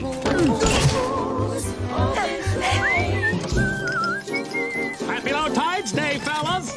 I ain't Peppermint Larry. Young Flapjack shows concern, so Knuckles regales him with the story of his first Low Tides Day. They call it both Low Tidings and Low Tides. I'm just gonna alternate between the two. On Low Tidings Eve, all the children lower their boots into the water, and when the tide lowers in the morning, there shall be a present inside, a present gifted by Poseidon. Low tidings boat, low tidings boat, Poseidon filled you with. But unfortunately, because he's a bad person, young Knuckles didn't get any gift in his boot. It was empty. Oh, that's why you hide on Low Tides Day. No, I hide from the 6 to 8 mermen who stuffed me in a sack. Why are you doing this? So Knuckles must hide from those 6 to 8 mermen in his classic iconic hidey hole, but as it turns out, Slippery Pete has already taken his spot. Got to find another hidey hole, got to find another hidey hole, got to find another hidey hole, got to find another hidey hole, hidey hole, hidey hole, hidey hole, hidey hole, hidey hole, hidey hole.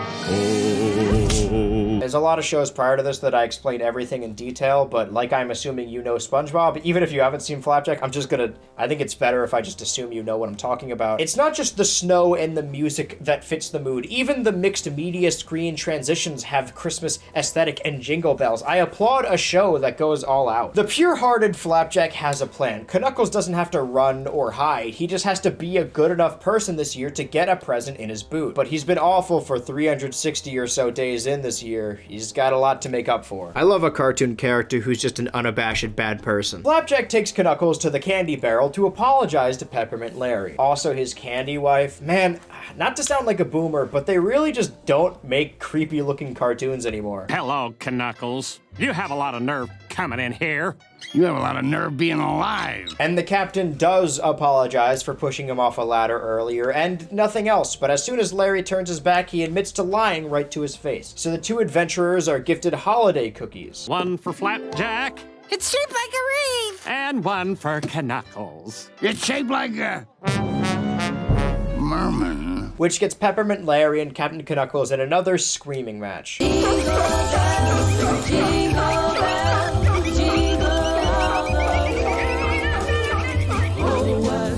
It's no use. I know I should be talking about the episode instead of just showing clips, but this video is going to be claimed anyway, and this double-length episode has so many good bits. Joy to the world is good.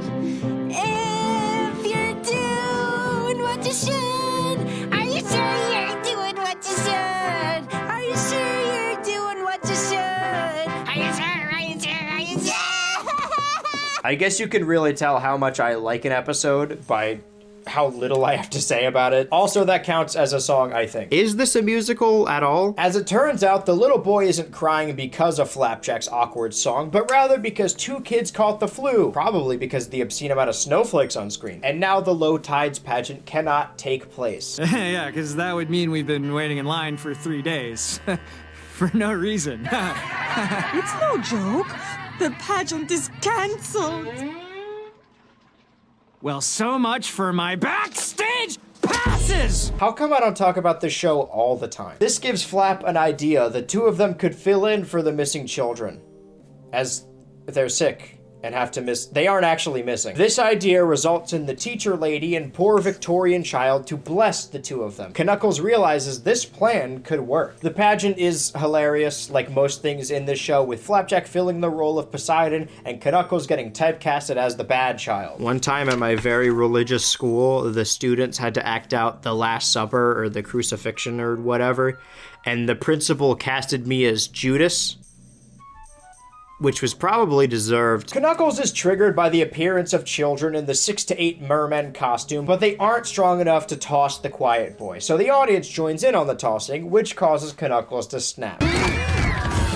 He's got the strength of 10 quiet boys! The pageant has been ruined by the man who has clearly never learned his yes-ands, but the captain is still oblivious. He actually goes to bed that night hopeful. As the snow fills storm along a harbor, the 2 adventurers lower their boots into the water, but Flapjack is not so sure. He's actually worried for his captain's well-being, but he's soon confronted by a familiar face. Low Tide Stay Star? No, just Larry eavesdropping from afar.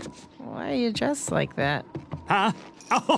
Oh, it's just this dumb idea I had to create a character who could personify the spirit of Low Tides Day. People could come into the candy barrel, sit on my knee, tell me what they want in their boot, maybe buy a piece of candy or 2.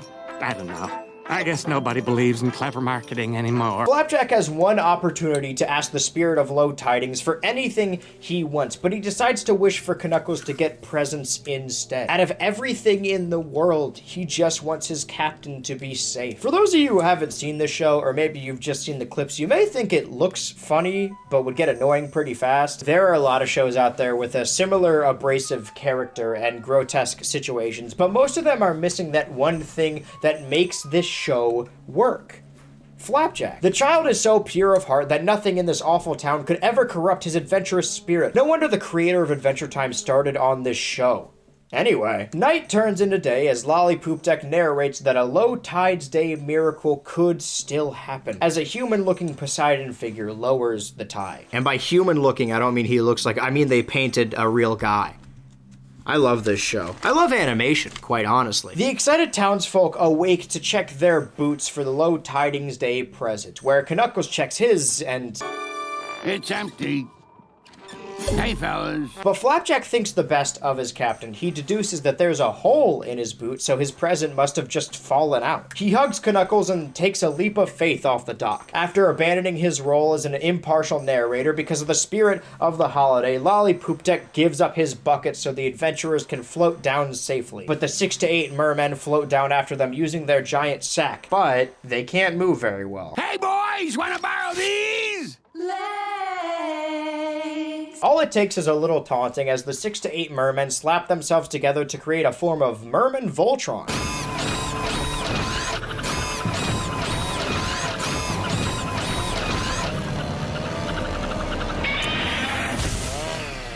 That's more than meets the eye. That was a lot just then. Isn't this supposed to be a musical? Gotta find Knuckles' present or it won't be pleasant, oh no. The ocean floor's gigantic rocks, don't panic, let's go. But the ticking clock is talking as the tide is slowly moving back. Poseidon has returned to gather up his children. Poseidon here is voiced by J.K. Simmons, but the painted body is played by a different person, and the whole thing gave me whiplash. Oh, I guess I probably shouldn't use a drum riff for the whiplash joke. It's like how in Star Wars they got a completely different British guy in the Vader suit and then dubbed over him with a classically trained actor turned talented voice actor. There's a lot of these. Anyway, because Flapjack has delayed the tide, Bubby has fallen off the flat plane of water, just like in real life. And Knuckles finds her losing her breath on the barren land, but he leaves her to die anyway. However, he accidentally helps splash water on Bubby to keep her alive, and he begins to understand what it means to be a good person. The nature of a show like Flapjack is that the status quo must remain. At the beginning of every new episode, we must keep the premise of Knuckles being a bad guy and Bubby and him fighting. But every now and then we get an episode where Knuckles reconciles this fact, or Bubby and him find an understanding with each other. And while we know it will inevitably be reset, it doesn't make it any less powerful and sweet. The mermen see this and go to help Bubby as well. Knuckles views this as finally being good enough to not get sacked, but... You are a very good man. Very good. I did it! I finally become a good person! We're still gonna sack you, though. What? Why? You were good for like 5 minutes. You're still bad most of the time. But because of this, all the bad people in town reveal themselves from their several hidey holes they're forced to reside in to avoid the mermen every year. Most of Stormalong is populated by bad people, so they greatly outnumber the 6 to 8 mermen and tie them up instantly. Merman, why aren't you sacking those people? Are you kidding? There's only 6 to 8 of us. We didn't sign on for this. I can't get sacked, Poseidon. I have a family. The rules have always been, once you lower your boot into the water, if you're a good person, you'll get a little gift. And if you're bad, you'll get sacked by 6 to 8 mermen. We know this, we've been over this. I guess you could just not put your boot in the water. But I want my present. While Flapjack was on the seafloor, he used a leftover sack to pick up all the potential presents he could find. Initially to help Knuckles, but eventually started collecting them to give to all the people in hidey holes. Let it be known from this day forth that giant sacks shall only be used for carrying presents, not for stuffing people into. What about the boots? People may still hang their boots and use them for smaller gifts, but from now on, your main present shall come from a giant sack. Delivered by that guy. Candy wife! Did you hear that? Huh. I guess it was a lot like Minty. In the end, Knuckles' present isn't something that can come in a box or wrapping paper. It's not getting sacked by 6 to 8 mermen, his hidey hole back, and the respect of Bubby for this episode, which is now over. Roll the special credits. Jingle bells, jingle bells, jingle all the way.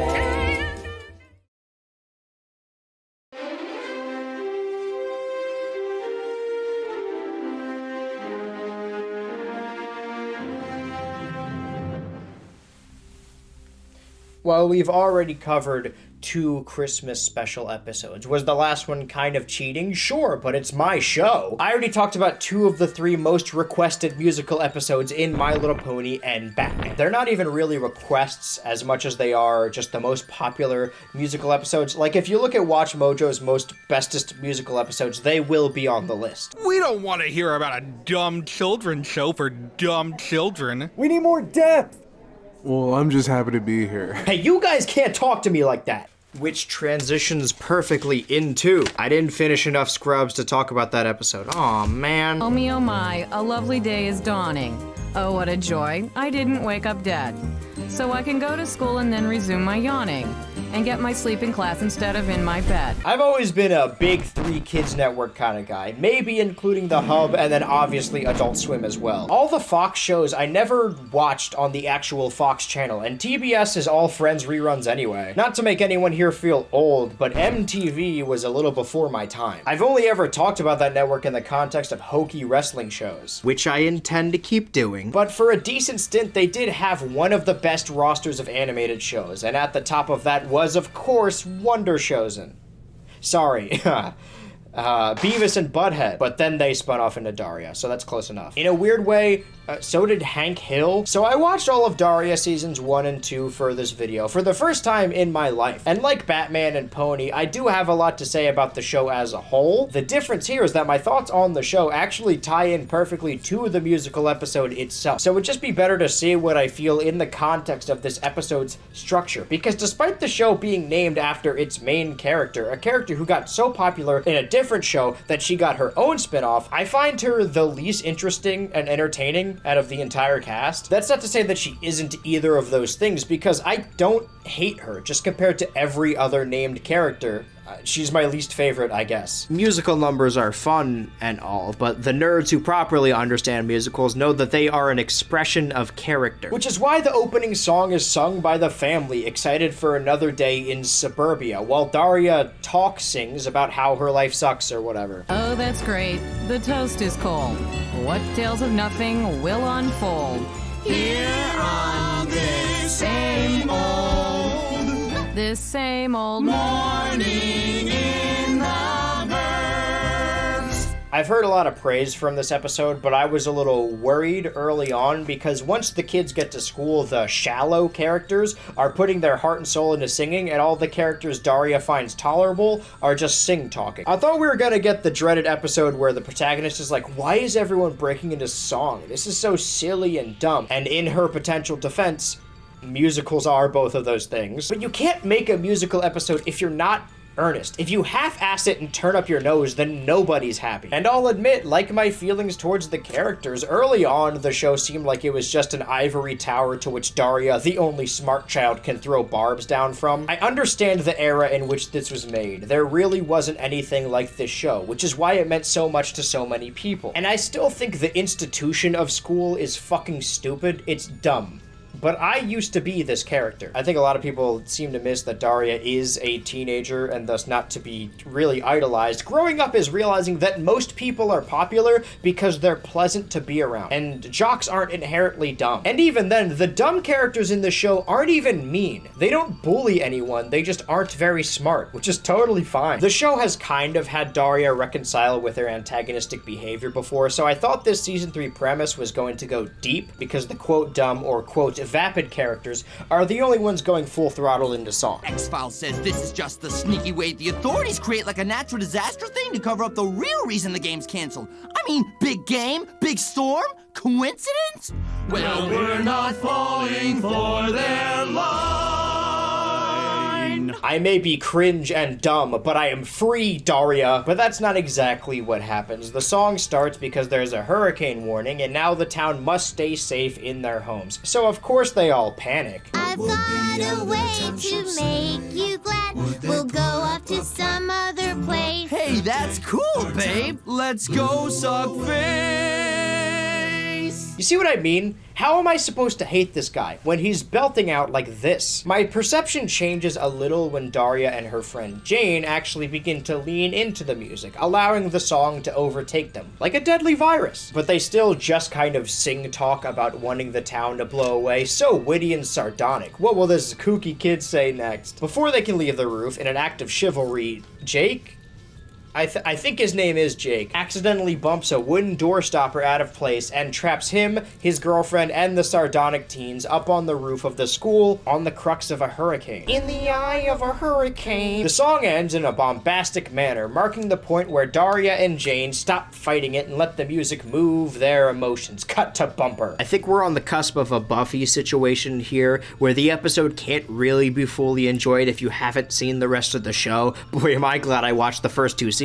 Because musicals are at their deepest level an emotional expression. That's why in musicals, the characters transition from talking to song at the most dramatic points. It's not like Buffy in the sense that there's a meta-contextual reason why they're singing in the universe, but it's clear that the people working on this show understand the medium. This is a perfect opportunity because honestly, we don't get to see or hear what Daria actually feels. We hear Garfield-esque quips from time to time, but never a declaration of feeling. Daria is so closed off from the world that she doesn't express her feelings, but through song, all is revealed. Perfect example, Daria's sister Quinn and her mother, the mom, I'm sure she has a name, but mom will do just fine. One sings about being addicted to shopping, while the other sings about being addicted to working. And through this harmony, we learn more about the characters. We figure that they're more similar than either of them know or let on. A shrink would have a field day with my head if he listened to the sentence I just said.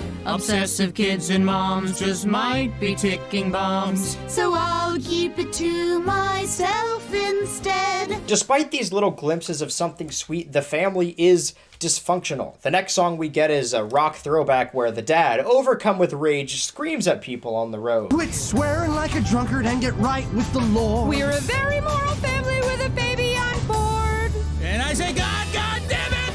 Oh me, oh my! God damn it! We hope that you die! Everyone but Daria gets home safe, so the parents call the only other house they know she goes to, where they get on the line with Jane's brother Trent. You know Trent, black hair, plays guitar. Now wait a damn minute. Trent's really interesting because he's the only one who's ever been able to knock down Daria's tough exterior. She likes him, Jane knows this, he probably knows it too, and it's sweet seeing scenes with them together, despite her being 16 and him being 21. Okay, so it's like seeing Dale Cooper and Audrey in Twin Peaks. I like seeing them together, and I think the dynamic is sweet, but if he so much as touches her, it's over for everyone. Also, I'm sure there's community commentary in there somewhere. Speaking of which, the kids on the roof shuffle into a dingy little roof shack that every school has. You guys didn't hang out on your asbestos-ridden roof shacks while growing up?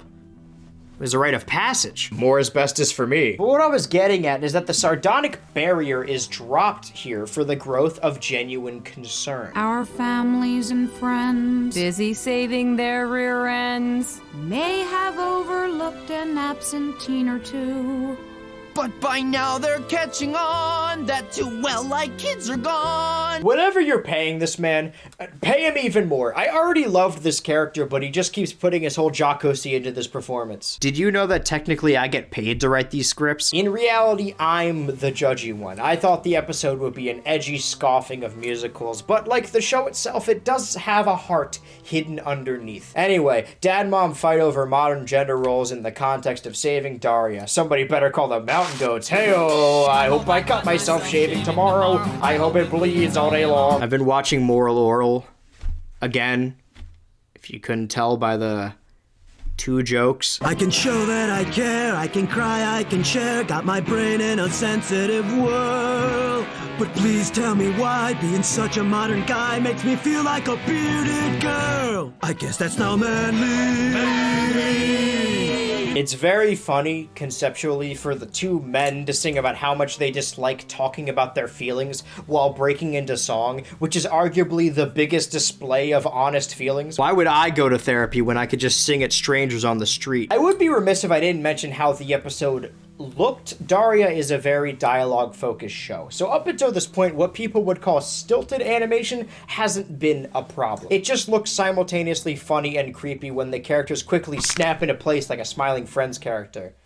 This isn't a critique, I just thought it looked funny. Meanwhile, the door to the dingy shack is stuck, and when the music cues back in, I thought we would hear a new song, but it's actually a continuation of the Manly song, but this time in the context of cheering on Jake. I'm pretty sure his name is Jake. They've been doing that a lot this episode, using the same song to give the multiple plots different verses until they converge. It transcends plots like a musical.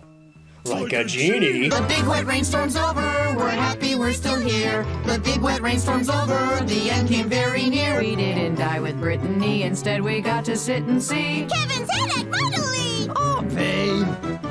The big wet rainstorm's over. They keep describing the hurricane as a big wet rainstorm, which is technically true, I guess. If one person said it, it would be unnoticeable, but everyone? This town is a real problem. Also, the chill kids still don't really sing. What, you gotta be more chill?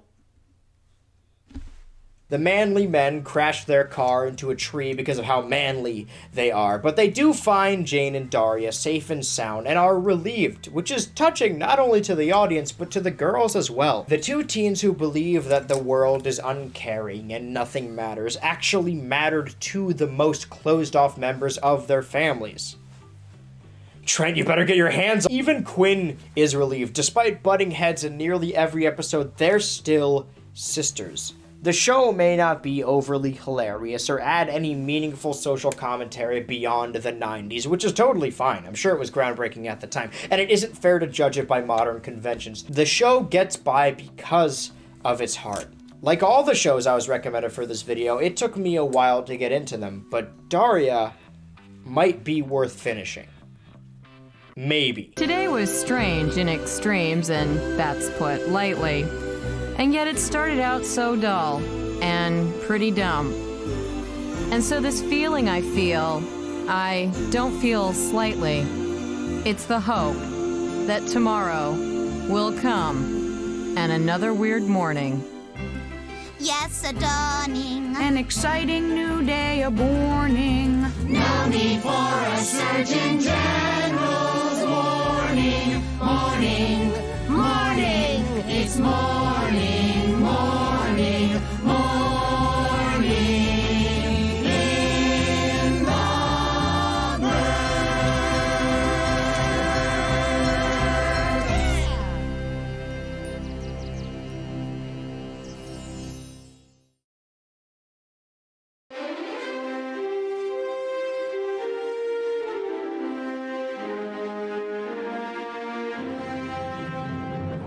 Excuse me.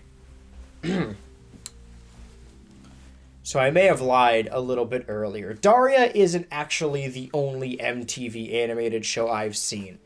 There's actually one I talked about before.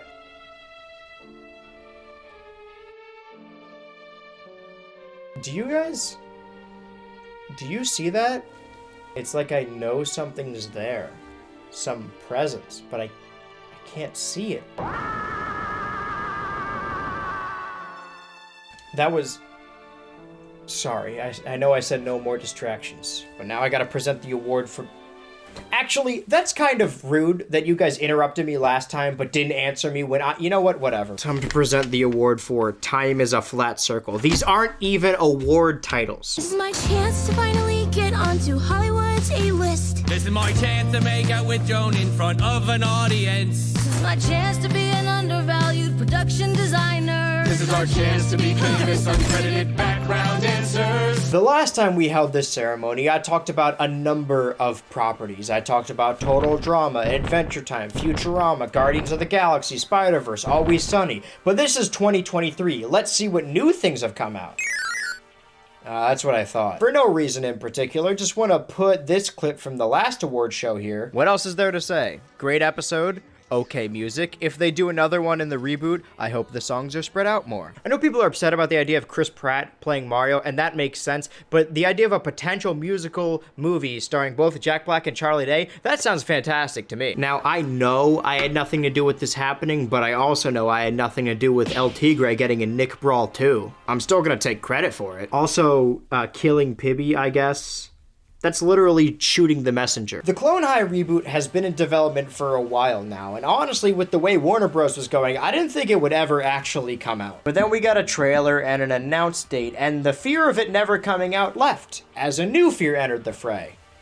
Oh, what if it sucks? And these new designs didn't help. I know it's supposed to show the contrast between old teenagers and new teenagers, but they all look like Miku Binder Thomas Jefferson. Modern reboots have a stigma to them, but Total Drama would have been great if they just aired it weekly, or at all in the West. Futurama had some good episodes, and I think Animaniacs deserves to exist solely off of the songs in the reboot alone. I'm that type of person. Couldn't save Hamster and Gretel, though. I understand the burnout with reboots, like, it's Ghostbusters again, and I understand the frustration in wanting to make new ideas. But it is my belief that cartoons can live forever. Like, imagine if Warner Bros. Were just like, we're done with Bugs Bunny, or Disney with The Michael. I've come full circle on Homer, Peter, and the Sponge. I don't watch any of these shows anymore, but I hope they outlive me. Because although it will be sad to watch these iconic actors give up the mantle, in the modern age, Bugs Bunny is a dynasty, and it's an honor bestowed on fresh talent. Everyone was really upset when Mario was recast the second time. Third time? We really are bringing everything full circle. But people don't last forever. Cartoons do. I will gladly take another Marvin the Martian movie over creepy corpse CG Carrie Fisher talking about hope or whatever. Get that shit off my screen. Go out and cast people. So, Clone High. I was worried about the new cast, the missing old cast, the general passage of time, but I forgot that these two dudes are very funny. I liked the first episode enough. I liked the second episode more. Then the third one kind of dropped off, and 4 attempted to pick it back up, while also picking up an original character they forgot to use at all, I guess. But then next week I saw the episode title, Some Talking But Mostly Songs, We Are So Back. We'll go back to speaking all the dialogue.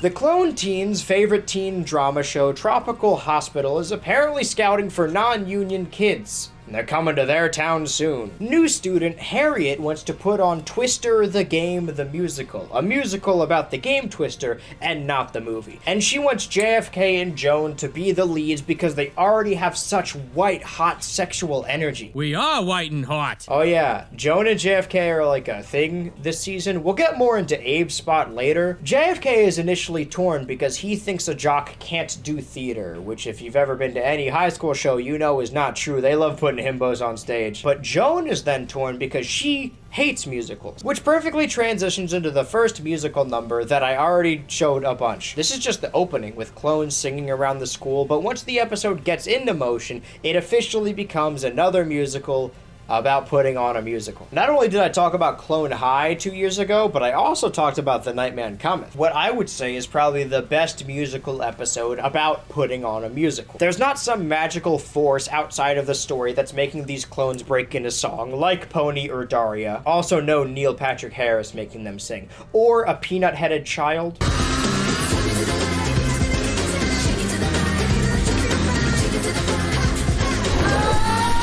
This is in contrast with the previous musical installment of the show, where the musical just aided the plot. But that episode, off of the nature of starring Jack Black, was more of a rock opera, while this new episode is more show tune. It's not really related, but I do like the new theme. It's just the old theme with new lyrics, but goddamn, I like the new lyrics, sue me. The new superior advisor at the school takes issue with putting on a school musical, as she's afraid a Footloose situation might break out. So she puts Principal Scudworth on the case. Scudworth picks the weakest student to show his superior strength on, you lost me. Time for rehearsals. Joan sucks, literally and figuratively, as her kissing technique makes everyone uncomfortable. I mean, what can you expect from someone who, from her perspective, just started kissing? She did technically almost get with Cleo. Ugh, I almost did it with Joan? Hot. Joan still vouches for her friend Abe and gets him a role in the show. It's nice to see them acting like friends again, despite not really hanging out with each other this season. Alright, let's talk about it. I think it's important, specifically in the modern age, to not allow your writing to be influenced by what the internet is saying. If you're working on a show and you check Twitter every week to see what they think, you've lost the plot. But when the show is so far spread and been off the air for decades, it's nearly impossible to not hear the most vocal complaint. There was basically what boils down to a meme about how Abe was the real villain of the show and in general a bad guy. And I never really thought anything like that when I watched the show. I put it up there with the whole, oh, the kid from Home Alone is a real psychopath. Like, it's fun to talk and think about, but it's not true. I feel like this season they kind of overcorrected on everyone liking JFK and everyone getting upset with Abe acting like an oblivious teenager, because guess what? He was. And this would all be totally fine if they find a way to tie Abe into stories. And to be fair, sometimes they do, but other times they just kind of have him there. Joan and Abe are still friends, which is sweet, and he's not trying to jeopardize her first real relationship. And the worst part is, all of this could have been corrected if Abe just had a guy to hang out with. Let's say, yay high, maybe no hair, get a chin strap in there. I understand why you would want new characters to enhance the story, but your main character is the most hated in the school, and he's also not really doing anything. With all of that being said, I still can't bring myself to hate it, because the theater's in my blood, and my blood is sprayed all over the theater.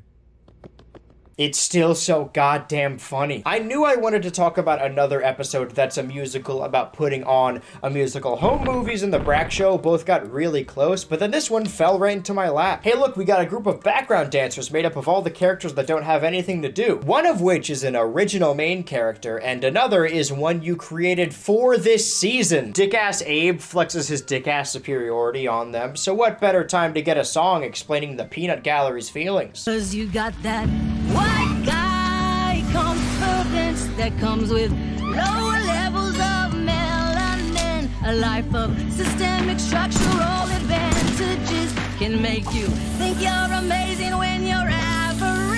I don't know how far in advance they planned another musical episode in this reboot. You're welcome, by the way. But I like to think, and I know this isn't true, that they picked this new cast solely off of their singing ability, as they're the ones leading the songs, and they're fantastic. I mean, the new cast is made up by people like Ayo.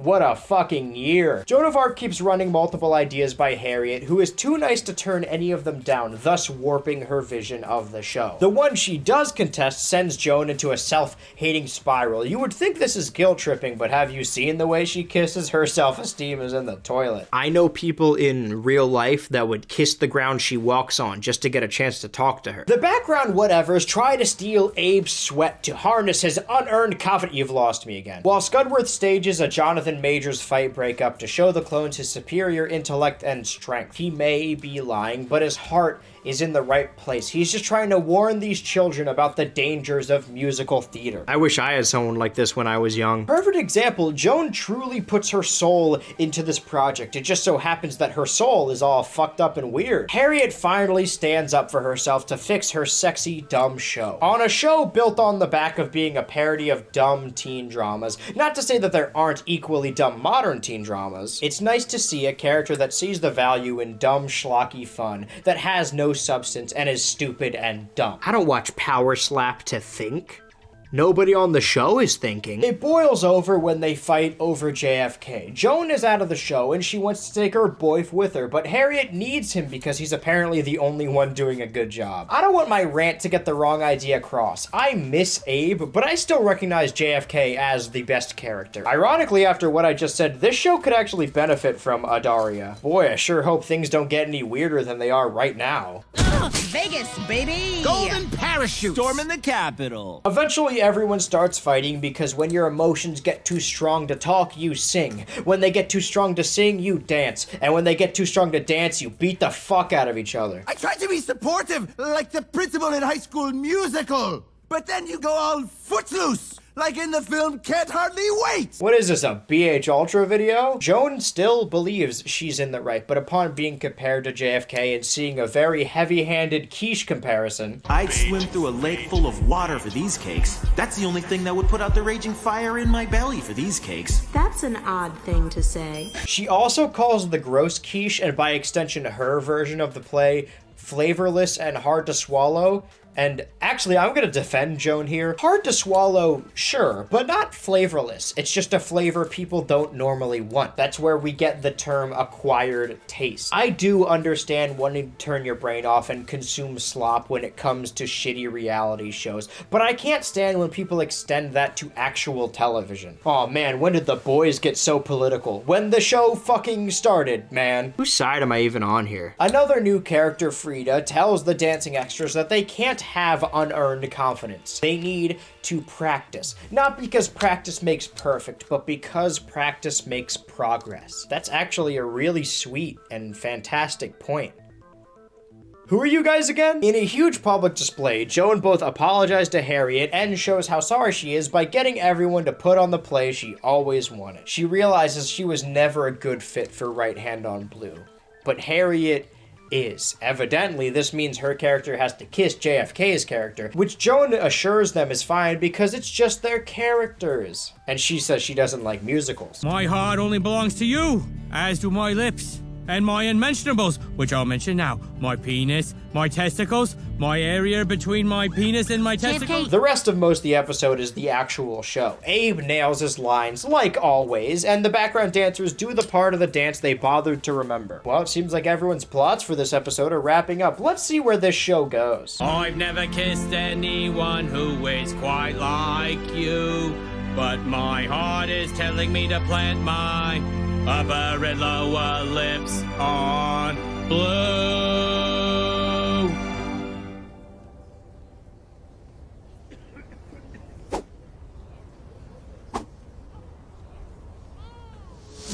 My heart is in a twister.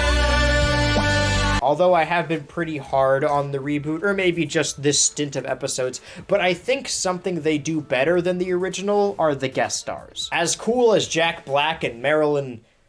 Oh, fuck. As cool as real musicians are, I really love the bit of every very special guest being some guy. Either a washed sitcom star or an old basketball coach. It's not as musical, but it's much, much funnier. Harriet, you do have a future in showbiz, but that future is not now, which is the present.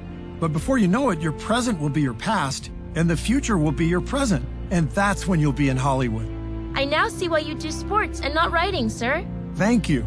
Now, I can't give you a part on Tropical Hospital because, well, we were looking for someone with white guy confidence. So I cast Tom Hiddleston. The Grassy Knoll, the diner all the teens hang out at, which is either a comedy premise or a self-aware parody of teen dramas who do the same thing, but I can't tell. Like that one show I can't put my finger on. It's December. It burns to the ground as love burns between Joan's new best friend Harriet and her boyfriend JFK after their life-changing kiss. Then the music swells as the curtain closes on the two awkward lovers. Oh my god, this is the Buffy musical. I apologize for everything I said about Buffy. It's now occurred to me that all these musical episodes are Buffy all the way down. So... you guys are gonna hate what I'm about to say. While I do think the new series has had some misfires, while still being really funny, and Jack Black is one of like the 5 artists I listen to, I exclusively listen to what everyone around me calls hoe-scaring music. I believe that while not a better show, maybe not a better episode, the newer one is a better musical episode. I'm still unsure on whether I should rank all of these episodes within 2023 at the end of this, or if I should add them all to the previous ceremony's rankings. I have the same feelings about the Bob's Burgers movie. It's a good movie, but it's a pretty shitty musical. But this video isn't about musical movies. One of the main rules is that it must be normal television length. But what if I broke that rule. Garfield heads must be seething right now. We talked about MTV a lot just now, but you know what other channel offered unorthodox adult animation geared towards teens in the 2000s? G4 TV. It seems since the last time we've held this ceremony, G4 TV has returned to cable television. And then also died in the meantime. It's not just cartoons. A reboot lived and died in the time it took me to make this. G4 would offer content focused on gaming culture and video games as a whole. Some were cringy, some are charming in a mid-2000s way. God, this is so Y2K But core. underneath the glitz and thundering music, companies at this year's E3 show were sensitive to the criticism spawned by the shooting at the Colorado high school.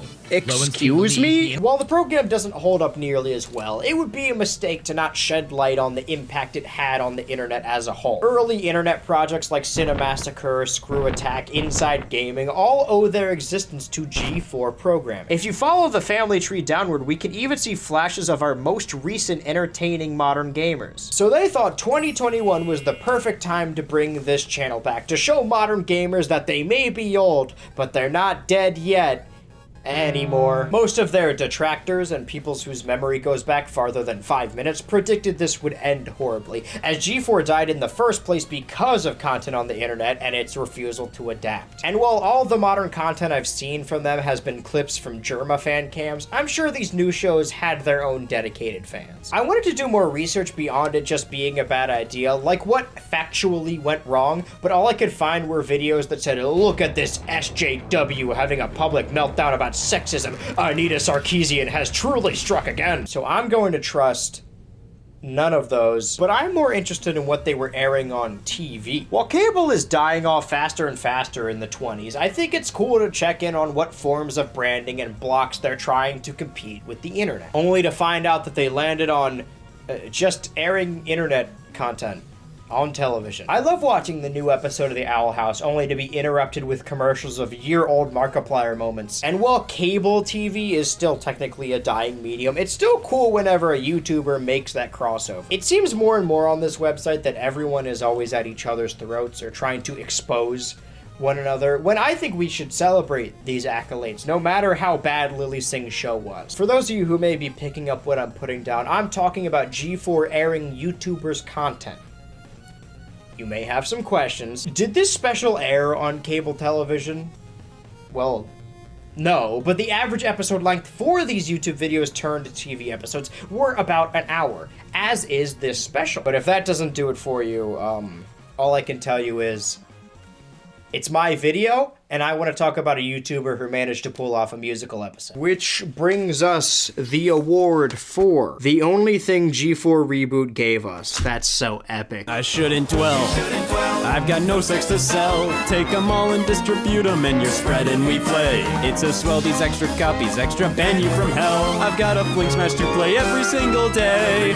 Stupid Nintendo game. That's right, I'm interrupting this cartoon video to talk about a Scott the Woz video, because I love this idea. I've always loved this idea. I've always envisioned myself making a Natter Chamber musical episode, but this dude actually did it. How many other YouTubers do you know that have done a review or video essay with multiple musical numbers? So I may have misread the script, but you know what they say.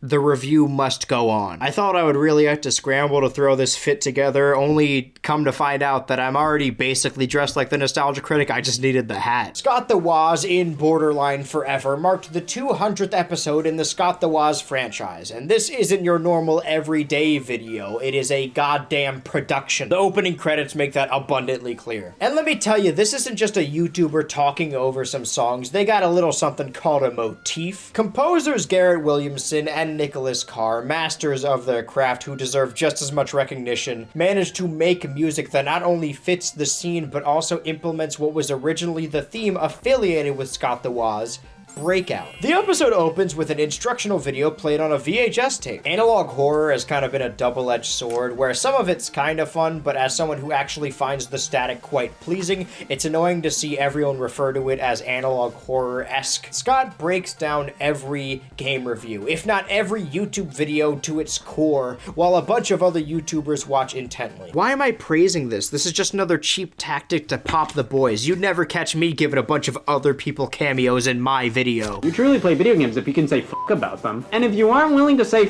f uncensored, get the f out of here.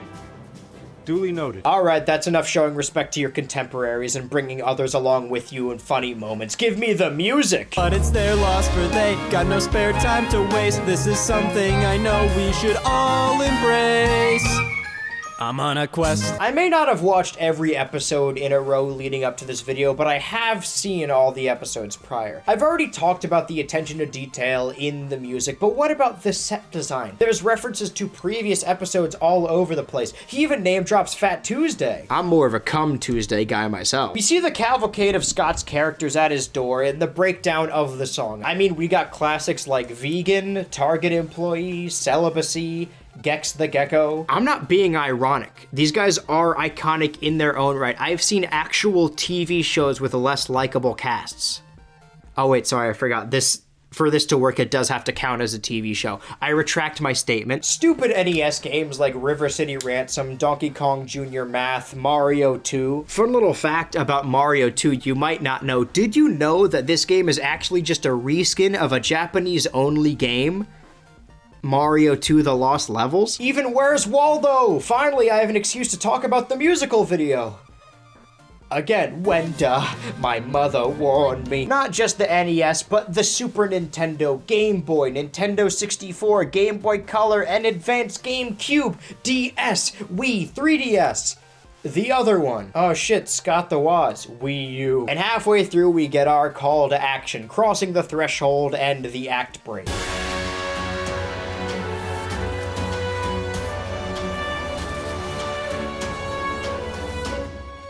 It's me. I know a lot of me. You have to remember that all of this was done by a YouTuber, and yet it still has more love and care than most shows I've talked about. Multiple sets, costumes, and location changes. Even the chroma key backgrounds are stop motion. Again, if this was a TV show, which I guess we might be counting it as, but I'm gonna break my own rule anyway, it would go unnoticed. But YouTuber Funny Man did this. Even little details like the omniscient blue border the special revolves around. Or I guess it revolves around the special. Slowly growing throughout the second act. Speaking of things this YouTube video does better than some TV shows. It starts off the same for every week and ends with a game on PS3. Pick something right out of the drawer and hold it up against the floor. Spew some junk about no sex, then a vegan comes just to say gex. At the desk look like a hoarder, surrounded by some big blue border. Earlier I said that I like the more musical soundtracks of the new Clone High episode over the rock-sounding songs of the old one. But that doesn't mean I dislike the genre. I mean, you guys saw my most listened to artists. I'm starting to realize that I just might not really like that episode. Hey look, they referenced the 100 Scots Synced Up video. What a classic. I think I should rephrase what I said earlier. I love practical effects. You guys know this about me. But I think they work like a horseshoe, where the best looking ones are unobtrusive, and the lower budget ones are charming. Right in the middle of that is Attack of the Clones. The fact that this is clearly just the same room, just decorated to look like a hospital. I love low-budget films on YouTube. We need to bring these back. The rest of our classic cast comes back together at the hospital, and ironically, I'm trying to show you the least amount of clips despite this being the only one to not get copyright claimed. This video ain't making any money. I don't know how you could be here if you haven't seen Borderline Forever, or any Scott for that matter. You wouldn't think it from the video game show, but the dialogue in this show, and yes, it is a show,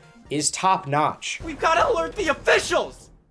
So, welcome to being f***ed. So that's what it feels like. The team find common ground over the fear of the blue border closing in, so they split up to spread the word. Yeah, okay, buddy, that's clearly just a red curtain you threw up on a wall. Amateur hour. Now, if you excuse me. Actually, never mind. Scott goes on hit live show Throats for Thought, hosted by this guy. I know his face. I just can't for the life of me put my finger on who. Does anyone know his name? Or preferably his address. Wait, what? Apparently YouTube headquarters just sent me an award, and all I had to do was break the law. Listen, Hector, heck.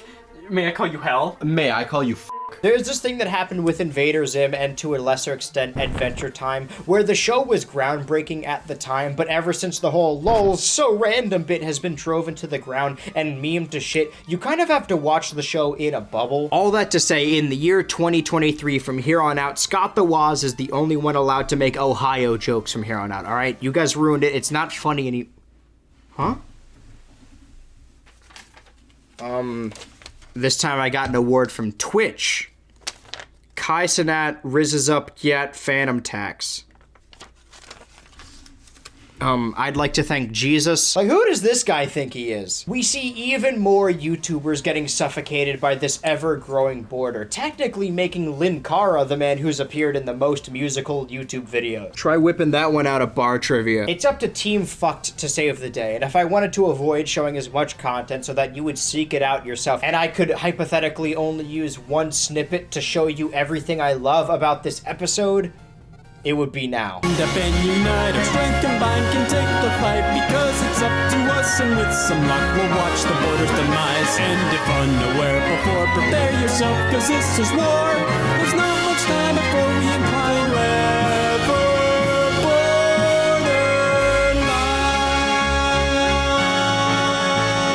Physical sets, practical props, funny lyrics, fucking band kid belting out crazy style. I can't tell you how many times I've watched specifically this part over and over. They built this. This set was labored over, and although they didn't actually stack hundreds of Wii games, I'll never forgive them. And then the blast off jingle uses the motif from the song they just played. YouTubers did this.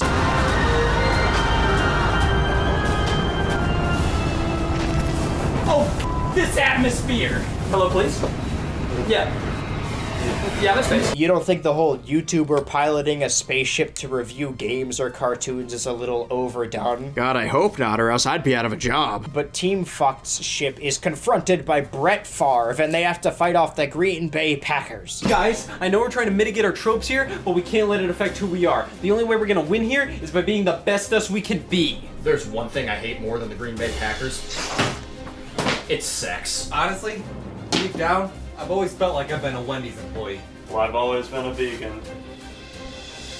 I haven't. Is that a gun? No. It's Gex.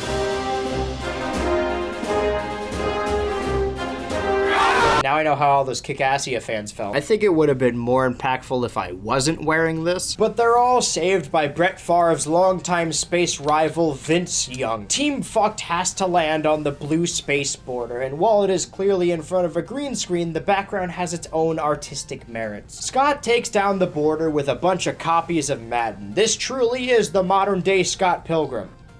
Oh, there already is a modern-day Scott Pilgrim. Well, this Scott makes the ultimate sacrifice in hosting the border so that it may not affect anyone else's life or grow too powerful. And gaming YouTubers all over the world are safe.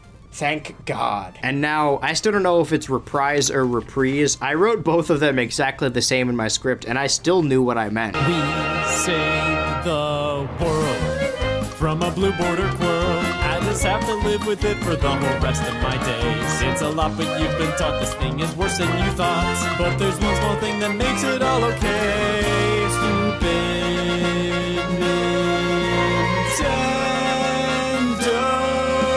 games. These stupid Nintendo games.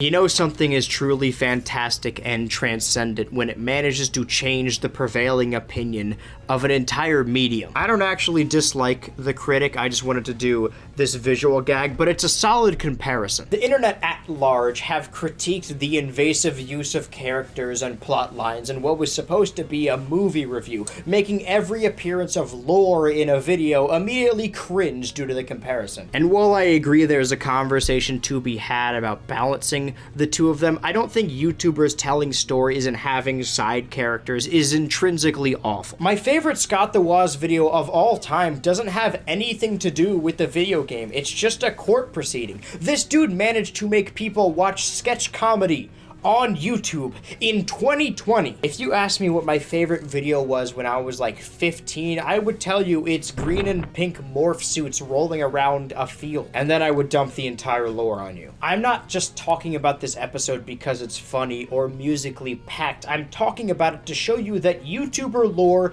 can be fun if done correctly. Also sparingly. I disagree. Your arm is missing. Hold that thought.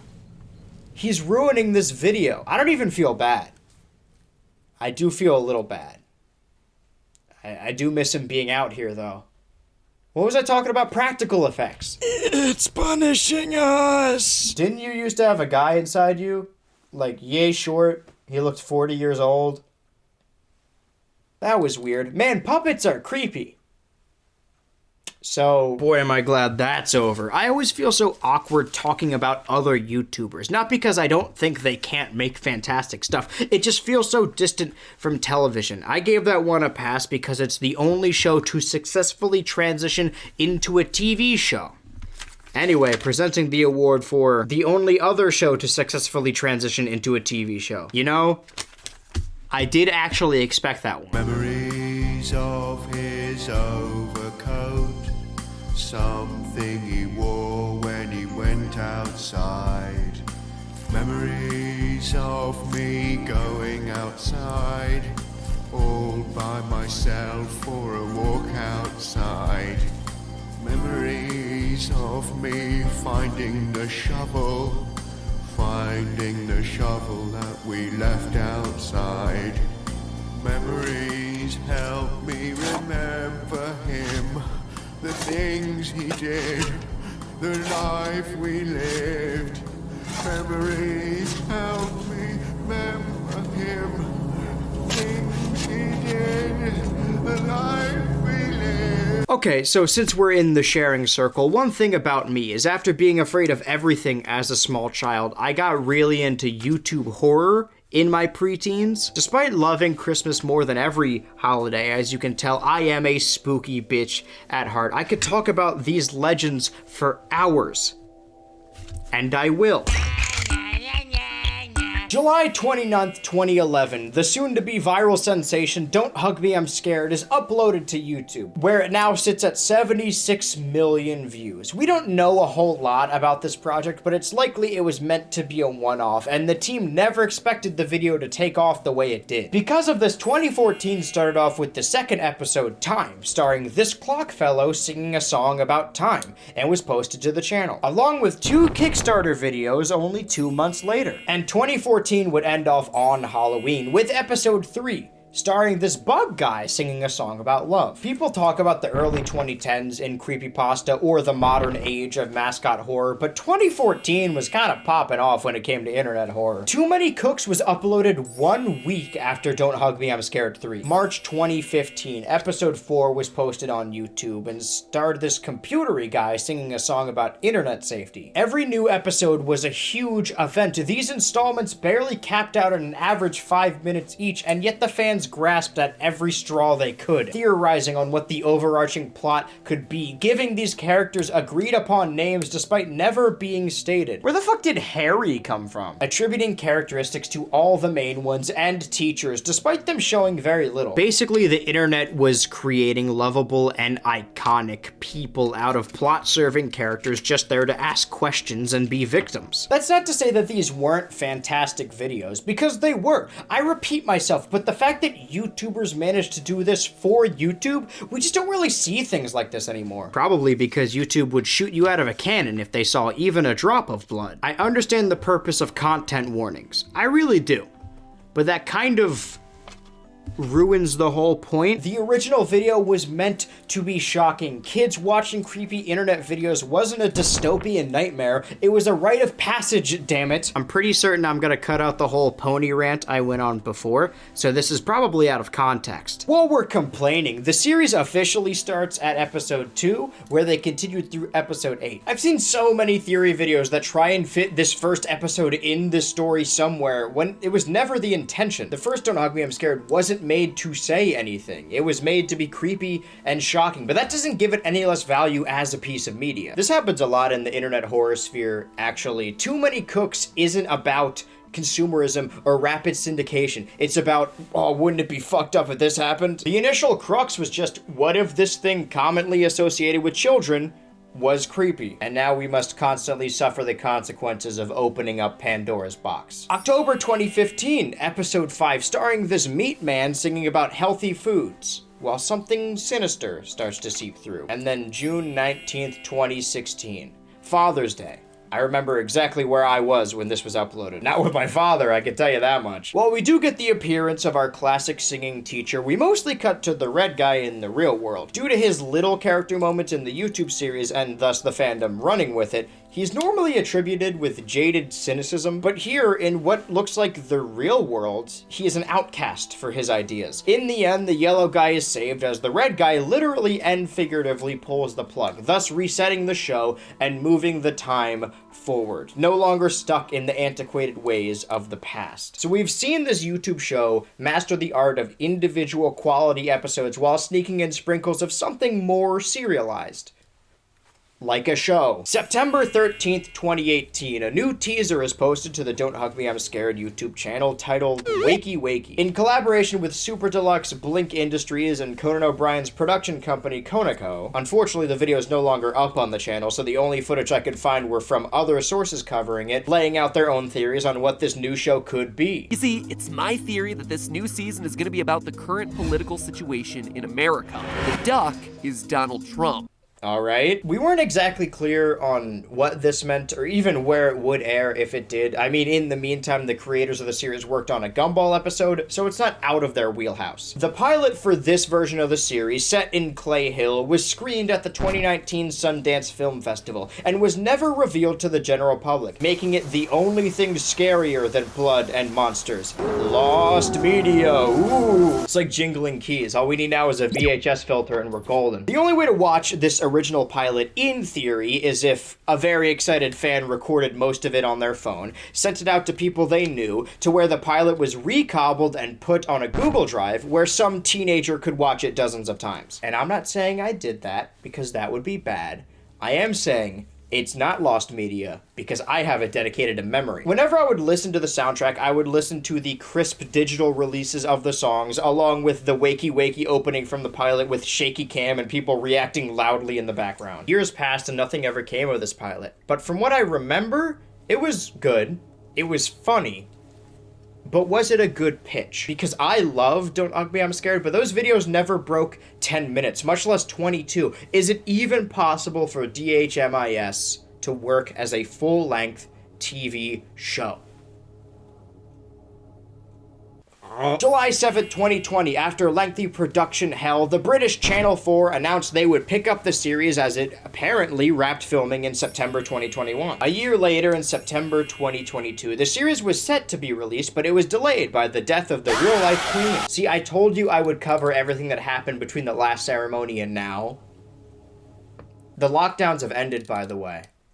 Or so I've heard. But the episodes were exclusive to this British service, with no international release in sight, so how was a newly christened 21-year-old to watch them? Damn, it's the Google Drive again! I admit nothing, and guys, oh my god. I thought there would be some growing pains, but they adapted perfectly. The original videos were always kind of funny, utilizing that classic UK dry wit, so they pivoted to make this show more of a comedy with dark undertones. We still have the eerie feeling and overarching mystery that will be expounded upon in hopefully a greenlit season 2. Except this time, the puppets actually have distinct characteristics and personalities. Like, I know in your speed draw you called the duck the fun one, but in the YouTube show they're more or less the same. The highest praise I can give this show is that it came out the same year as Smiling Friends, and it was legitimately legitimately difficult to pick my favorite show of the year. Watch it, if you can. I wouldn't know how you would do that. The internet's a pretty dangerous place. Stay safe out there and don't look the episodes up on youtube.com. Which brings us to the opening of today's episode, Death. It's about death. And every day we all hang out to find out what we talk about.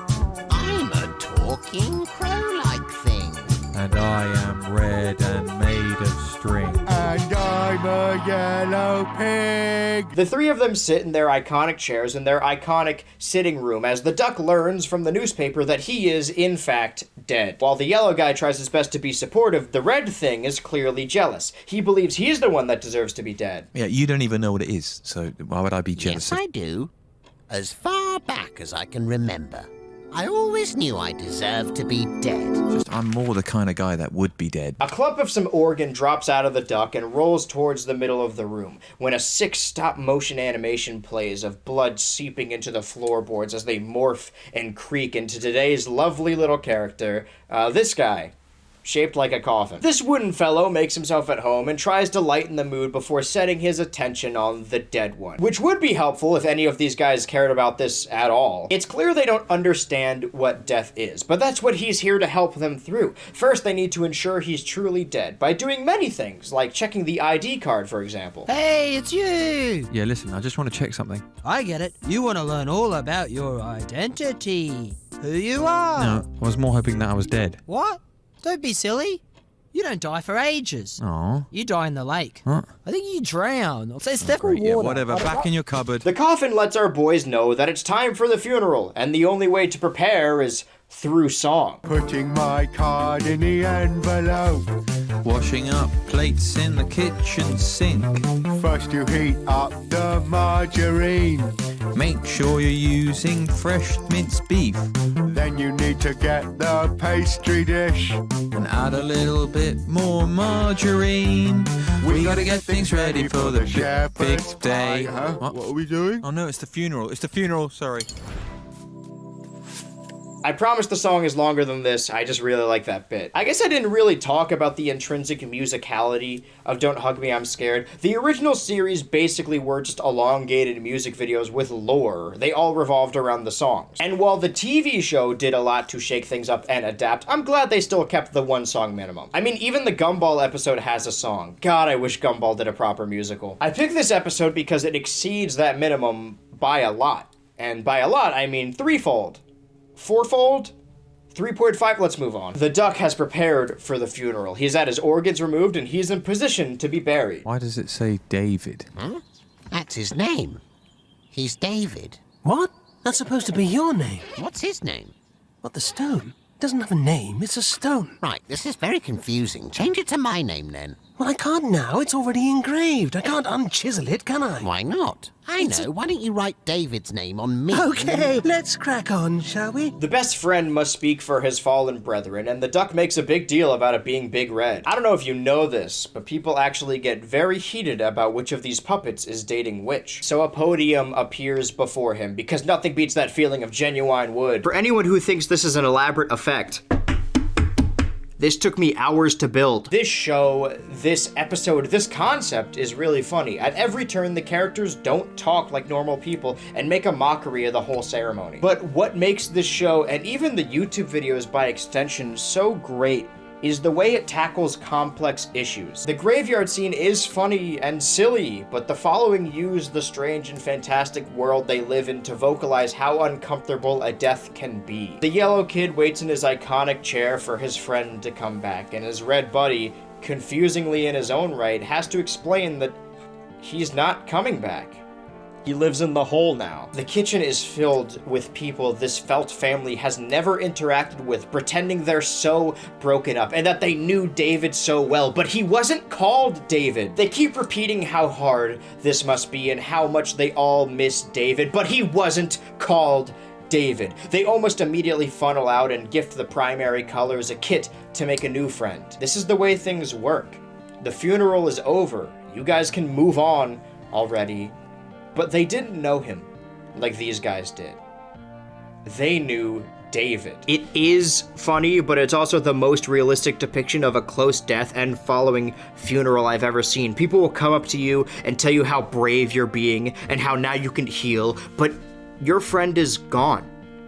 Forever. Doesn't matter if he's just a prop. Wait, no. What do you think happens when we die? Do we ever come back? Well, I guess nobody really knows. Some people think we go to a new place, like a paradise. And some people think we even come back as our favorite animal or object. Wow. Object. But me, well, something tells me that when we die, we go into the center of the earth. Well, it's not quite the center. It's in between the core and the surface. And we must relive our lives, but as a performance for a new super race known as the Council. And every time you get it right, you get £1. But what? I need to go to sleep now. Good night. Pop quiz, what 2 things did I mention I loved earlier? When someone goes away, the world is...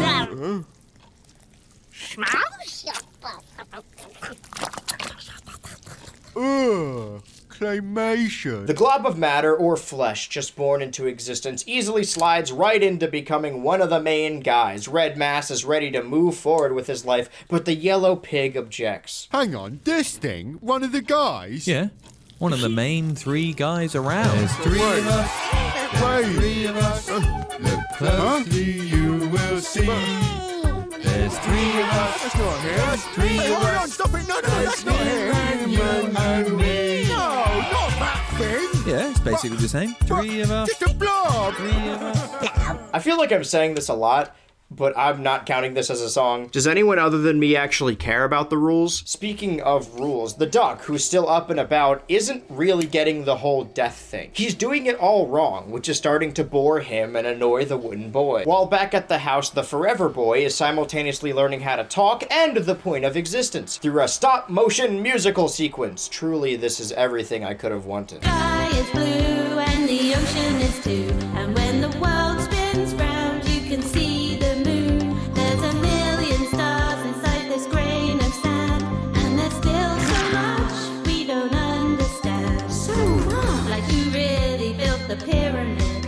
While Stain the Forever Boy is excited to slot right into the duck's place, Yellowfellow is greatly upset by this.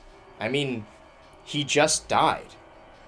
Didn't he? If we're keeping with the death in the family interpretation, we get 3 unique perspectives. A new guy not getting their jokes and stumbling across a sour spot that the main ones react differently to in their own right. Yellow won't stop talking about his long-gone friend, while Red tries to prevent Stain from looking at it. It's an interesting development whenever you think about this concept. And then it cuts back to Trump annoying the coffins. Move on to what? Well, when somebody goes away, they tend to... Ow! What are you doing? Just keeping track of time. But we've only been here for half a day. I'm doing it in seconds. What? We've obviously been here for more than 5 seconds. Have we? Oh. Stop it! What's that? What's that smell? Oh, yes. Turns out I did need the toilet, actually. Quite a lot. Maybe that's what the tally was for. The other songs have been characters introducing themselves or forced upon the cast, but now, for the first time in this episode, and maybe in the series as a whole, other than literally getting up on stage, the boys sing about their feelings. They're both using their memories, but Yellow is using it to grieve, while Red is doing it to replicate his old friend, to fill that slot. Memories of him standing here, I can still hear his voice in my ear. Memories of him talking to me, he told me about the military. Invincible. That is something Donald would say. I showed the clip earlier because I thought it would make a spooky transition, but as the boys' song gets more and more somber, the music switches to this eerie whine before he sends his shovel through the coffin's face to rescue his friend. Only problem is, Red Guy has already transformed Stain into a nearly perfect copy of the duck. What are they gonna do with 2 ducks? But there's only supposed to be 3 of us.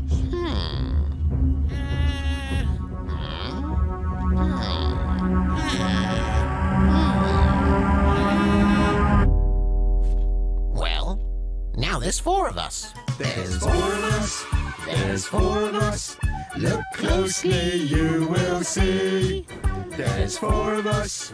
Just 4 of us. There's him and you and me. And me. And every day we all hang out to find out what we talk about. Sometimes we have too much fun. We have to go to bed. Actually, no. 4 doesn't work. There's 3 of us. Despite switching to TV, the show hasn't lost its edge. The Don't Hug Me, I'm Scared TV show is not only fantastic, it's a testament to what creators from the internet can do. A couple of months back in the Adult Swim Pilots video, I talked about 1, how YouTube's AdSense system changed, which caused YouTubers who normally avoided cable television to pivot towards it, and 2, by extension, shows created by YouTubers for YouTube. While having a show on TV like Smiling Friends or YOLO is really cool, maybe it's just the home field bias, but it warms my heart to see proper shows on this platform. And I'm not talking about YouTube Red, I'm talking about why does everyone want to fuck the rabbit? I think I downloaded the wrong version. Mine has like an anime boy in the corner for some reason. You can call it cringe all you want, but I really like when a fandom is formed around indie animation. Those nerds love theories and lore. That's true, people do love that. Listen, I'm not even gonna thinly veil this one. Cards on the table. I struggled to find a 12th episode for this special, and then this musical episode dropped while I was writing this, and I got really into this show.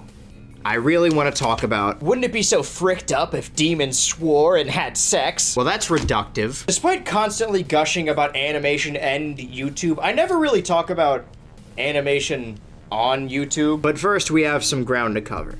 And by some, I mean, the year is 2009. Shit. The age of running characters and one-off skits, but very few shows, except for my beloved. Blossoming YouTuber Brandon Rogers got some notoriety from his grandpa character, but what I'm more focused on, and what few people actually talk about, is his short-lived series titled Theater Class. As a child, I found this series hilarious and even heartwarming at times. But the issue with seeing a genre's contemporaries before seeing what they take after is that you don't know where these ideas come from. It's The Office. You know the television show The Office?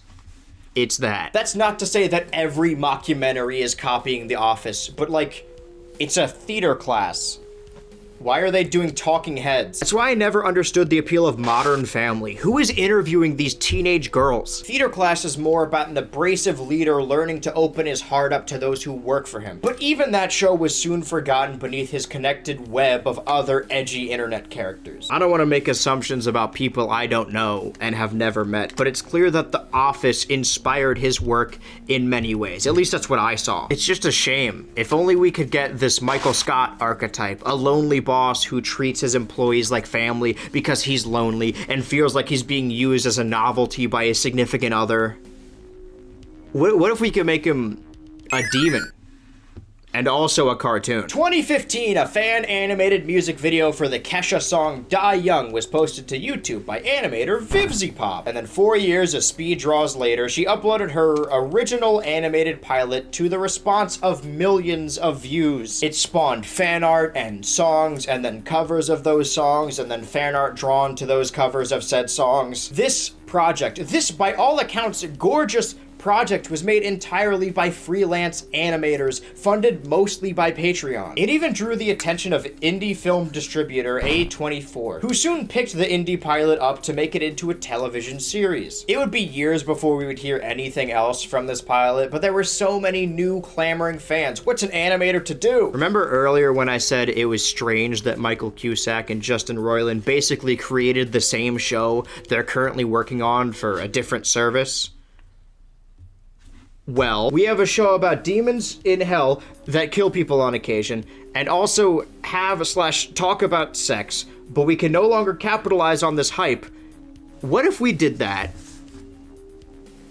again. At least that's what it seemed like on the surface, but if you look under the hood, you see something greater at play. While it does air exclusively on Vivzi's channel, it's a collaboration with funny grandpa guy Brandon Rogers, and while he didn't create or write for the show, legacy voice actor Richard Horvitz is there to help direct the voice cast. I feel like Brandon is where a lot of the heart comes from because, listen, a lot of criticism leveled at this show is that it's just sex jokes, blood, gore, and swearing. Also, I am by no means saying that every detractor falls into this group. I think there are valid criticisms. I don't want a Last Jedi Ghostbusters situation on my hands. However, some people take issue with this show being very, very gay. And you know what? I'm gonna say it. I watched the entire show for this video, up to this point, up to this musical episode, the most recent episode. I've seen the entire thing. Did I find the show funny?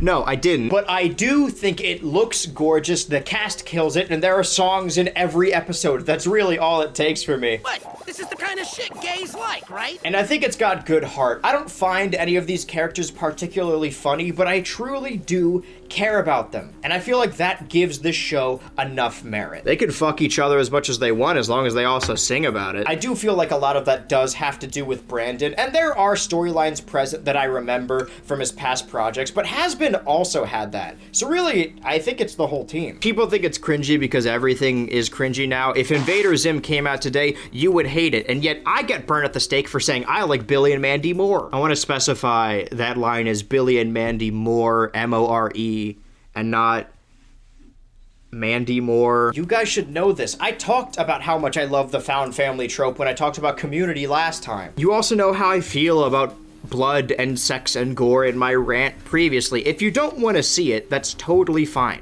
Every episode begins with a content warning, but I don't think it should be banned from YouTube. Speaking of warnings, this is, as of recording, the most recent episode of the show with a lot of character development, so spoilers. Obviously, skip to this point if you don't want to hear me talking about it. I didn't need to give this warning earlier because who cares about Batman the Brave and the Bold? I made it seem very chill earlier, but I'm actually really excited for this because not only has the show purposefully casted musically talented individuals, but even the characters you wouldn't expect sang the best songs in the series.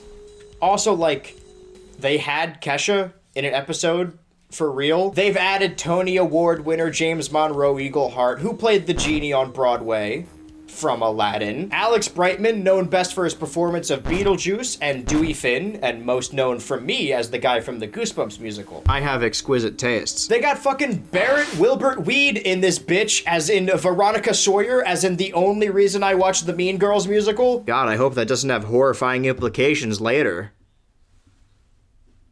No thunder? I'm gonna rip the band-aid off right now. She's not in this episode. But you know who is? Juggling! It's objectively cool, our returning champ is nobody's fool, but what's this? The twins bring it up to the wire, also, they're on fire. We begin as a huge greedy clown graces a crowd of his adoring fans, voiced by Michael Cusack, of many shows. This episode carries over from the previous one, where Brightman's character Fizzarolli and the big bad boss Blitz just made up after not being friends since they were kids. Which is what we see here. Them being kids, seeing Mammon in person. This is gonna be another Fizzarolli episode, and while I do love me some Brightman, we just got this. I will say this. I understand being a musical fan who is given reins to a very popular show, and now you have access to such talented voices, especially if you bill the episode as a magnificent musical. I get that. I really do. But this is slowly starting to become not about IMP, the Demon Hitmen service the premise was built around. I know I joked that it takes after The Office, which is a show I don't really love, but I do love these main characters, and they haven't interacted in like 4 episodes. And it can't be a voice actor issue because Horvitz still voiced another character in the last episode. It's just that my favorite couple have gone AWOL, and I don't really know why. If you want to make a musical, it makes sense to stack the cast, but Moxie has proven to be a very musical character, having what I think is the best song in the show thus far. Granted, it also involved the genie and Beetlejuice. We haven't even started the episode, but I have watched it, and let me tell you, we don't get our first official song for a while. So, the episode. Blitz and Fizz are seeing Mammon live in person while the Mammon himself is looking for a new talent to exploit. I know my most annoying talent is pinpointing voices, but I appreciate that Michael Cusack's life partner Psychic Pebbles makes multiple crowd mumbles. How many of you worthless bitches want to be big clowns like me someday? Blitz and Fizz walk home together, both having taken something away from that performance. Blitz learns that it's a giant scam, and only a truly desperate idiot will want to work for Mammon, and Fizz really wants to work for Mammon. But just then, the local clown Fizz has an uncomfortable encounter with a fan. So an encounter with a fan. They're not known for their subtlety. While the scene is uncomfortable, it's also a smart way to show the demon's dynamic in isolation. Blitz is there to be abrasive and honest because he doesn't care what strangers think, while Fizzarali refuses to stand up for himself. He will bend at the whim of people he seeks to please. But it's okay because Blitz is there to rock his shit. Good thing we won't see that freak ever again. But it's clear despite all of that Fizz wants to be the best while also constantly doubting his own clowning ability. We see this further as a cut to the future reveals he is fully sold out to Mammon's whim, to be whored out, literally and figuratively. We get some more scenes with the musical stars, and they're fine. Couldn't help but notice a lack of main characters. Hey look, it's a main character! Fizz's big boyfriend commissions Blitz to bodyguard him at the big Mammon competition, but really he's there to convince him that it sucks and he doesn't have to listen to that green guy. But it doesn't matter because he doesn't really do much after this. Like, these two talented twins show up to threaten Fizzy's spot under Mammon, and Blitz exclaims that now he wants his friend to win, but he doesn't add much else. I get the feeling they wanted to make this episode about completely separate characters from the main ones, but had to squeeze one of them in here to appease people. It's nice to see their relationship re-blossom after they made up last episode, but it'd also be nice if they did anything. And again, this wouldn't be an issue if they just actually leaned into the musical. This episode has musical in the title. You have characters played by Broadway stars. We're almost halfway into this episode and nobody's even whistled yet. What makes it even more strange is that there are emotionally tense moments where the music gets louder and you think somebody is about to break into song, but nothing. Hey, Fizzarali, I bet you have a lot of thoughts and insecurities going through your head right now. Good point. Sing about it? No! Damn, not only is that our regular community clip per video, but it's from an episode I referenced at the previous ceremony. Wow. We do finally get our first number from this musical episode, and it's not very good. It's not even really a rap. Mammon just sings talk, which I could understand if Michael couldn't sing, but I'm one of the few people who watched Koala Man, alright? I've heard it. I'm adding this bit here in the middle, because I'm still mad. I went to the song just posted by itself on the channel. It's not even performed by Michael. They got a different guy to sing this song. Sorry, not even sing, to talk this song, kind of rap, maybe? That sounds like Michael. Why not just what are we doing? And then it ends in like 30 seconds. From where I'm sitting, you can hear the crowd not give a shit cause the twins are here. They're practicing, they're here to win. Holy moly, things are not looking good for Fizzaroli. And now we are down to our clowny finalists. Fizz tries to relay his feelings to Mammon, not through song, by the way, but his surrogate father pressures him to keep trying and keep going. Blitz doesn't change anyone's mind on anything, he's just there to look pretty. And then immediately after talking to his boss about how every Mammon act gets a sex toy made of them, a deaf demon child tells Fizz that he wants to grow up to be just like him, and Fizz is like, yeah, that's cool, I love being here. What? Also, what the fuck did that deaf kid do to go straight to hell immediately? Oh, actually, I forgot. All non-baptized babies go straight to hell no matter what. My mistake. Hey, it's that nerdy loser Stan from before. Actually, I've become quite attached to him. I sure hope he sticks around and doesn't die horribly. Fizzarali has the first ever realistic depiction of panic attacks in animation, as Blitz tries to help, but this isn't about him. No, you're not in this episode. Well, Mammon appears to put the pressure on. He does the thing that most abusers do in threatening their underlings, but making it sound like they care. The pop star's twins are going on before him, so he better show them up, lest he be replaced. And their performance counts as a song. It's nice. Like, I'm not gonna look you in the eyes and say it isn't catchy, but in canon, it's a pop song performance and has no real standing on this plot. And also, I kind of don't like the lyrics.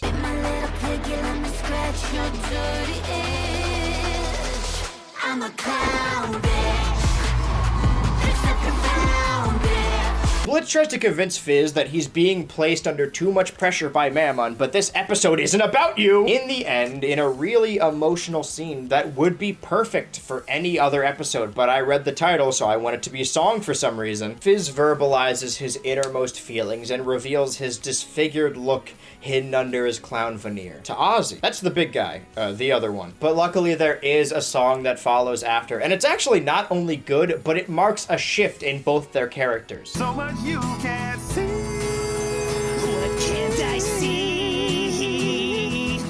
Oh, you're a broken record. Don't you ever shut your crooked little lips. What do you want me to do with my lips? Then Smelly Stan from before shows up and Blitz blows his brains out in a bad way. Alright, you both served your purposes.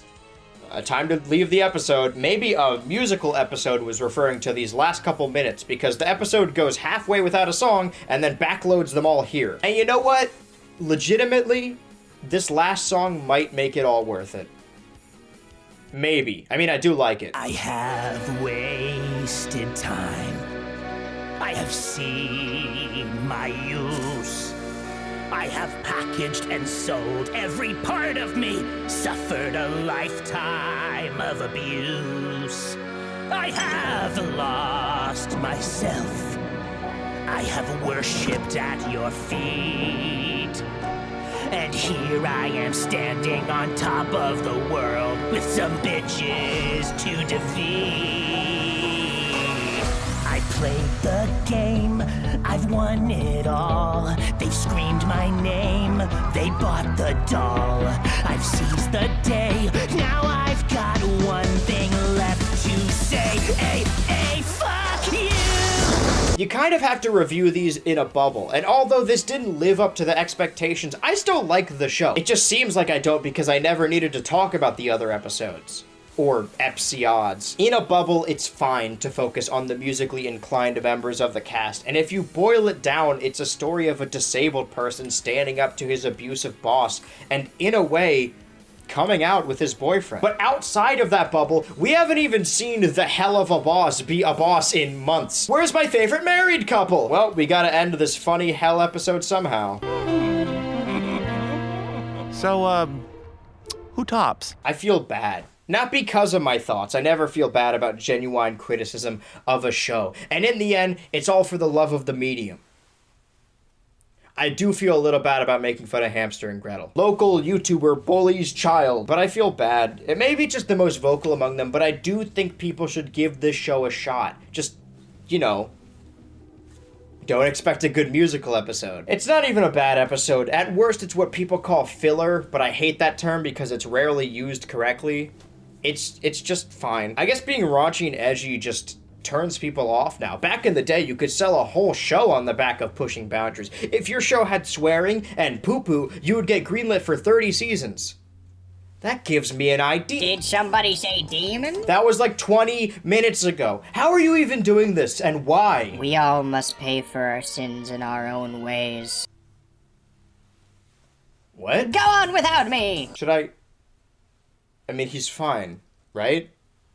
It's not like I actually care. He's just always been a huge dick to me, but it's Christmas. We need some Christmas to lighten the mood and end this ceremony out with a bang.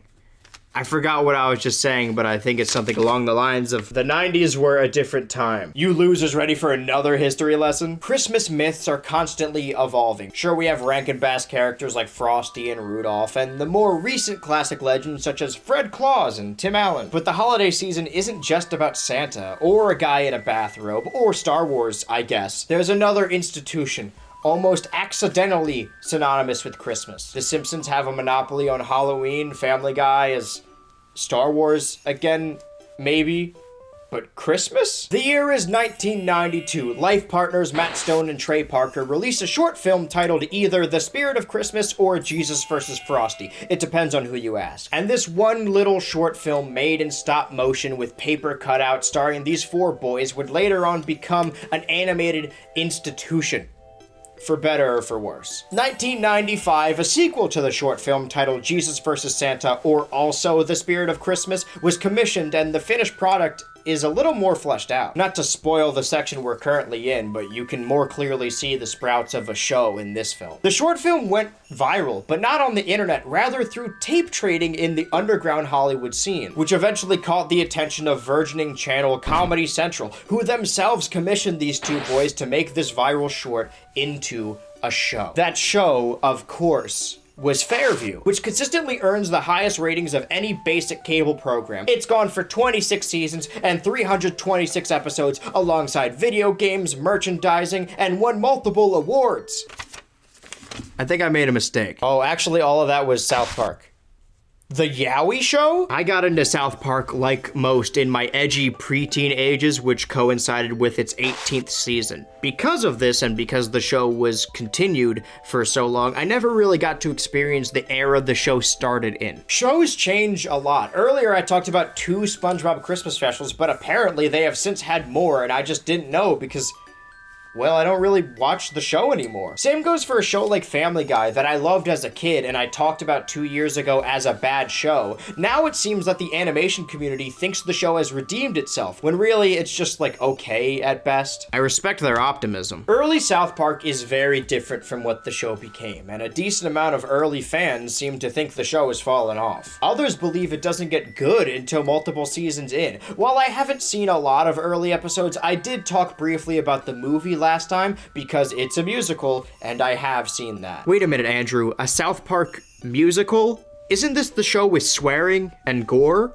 violence in movies and sex on TV? Well, these two boys haven't been exclusively working with cardboard cutouts for decades. Between the two spirits of Christmases, they released Cannibal the Musical, which is exactly like it sounds, which became a cult classic in its own right. I have the option to talk about multiple musical episodes here today, but I've narrowed it down to 2. And then I narrowed those down to 1, the season 1 holiday episode and the season 3 holiday episode. It's not just the snow on the ground. South Park has literally been synonymous with Christmas since its inception on colored paper. While fans are torn on the validity of season 1 and 3, the general consensus, even among the creators of the show, is that season 1 was huge, then because of this they started development on the movie almost immediately after, which pushed season 2 down the priority totem pole, and it suffered for it. But then after production ended, season 3 brought everything right back up again. And this was early days. There's a world where South Park got so unpopular in season 2 that they canceled the show and canned the movie. The movie kind of saved the show, which is really funny considering it was basically designed to piss people off. Not in a Freddy got fingered way, but in a let's not tell anyone this is a musical and catch a bunch of people expecting a raunchy comedy off guard kind of way. Like Wonka, the movie Wonka, just without the... I don't know how raunchy this movie is yet. I haven't seen it. Hey guys, the final year appearance of editor Andrew. This is being recorded legitimately right after I got out of the movie of seeing Wonka. The popcorn is still fresh right next to me. Talk about a life-changing experience. I'm probably going to talk about it more someday down the line, probably very soon. But the marketing, they shot this movie in the foot. I don't know who's behind this or who is responsible for not telling people this is a musical, but you guys gotta see that. I actually loved this movie. And then they lost Best Original Song to Phil Collins and made the Book of Mormon out of spite.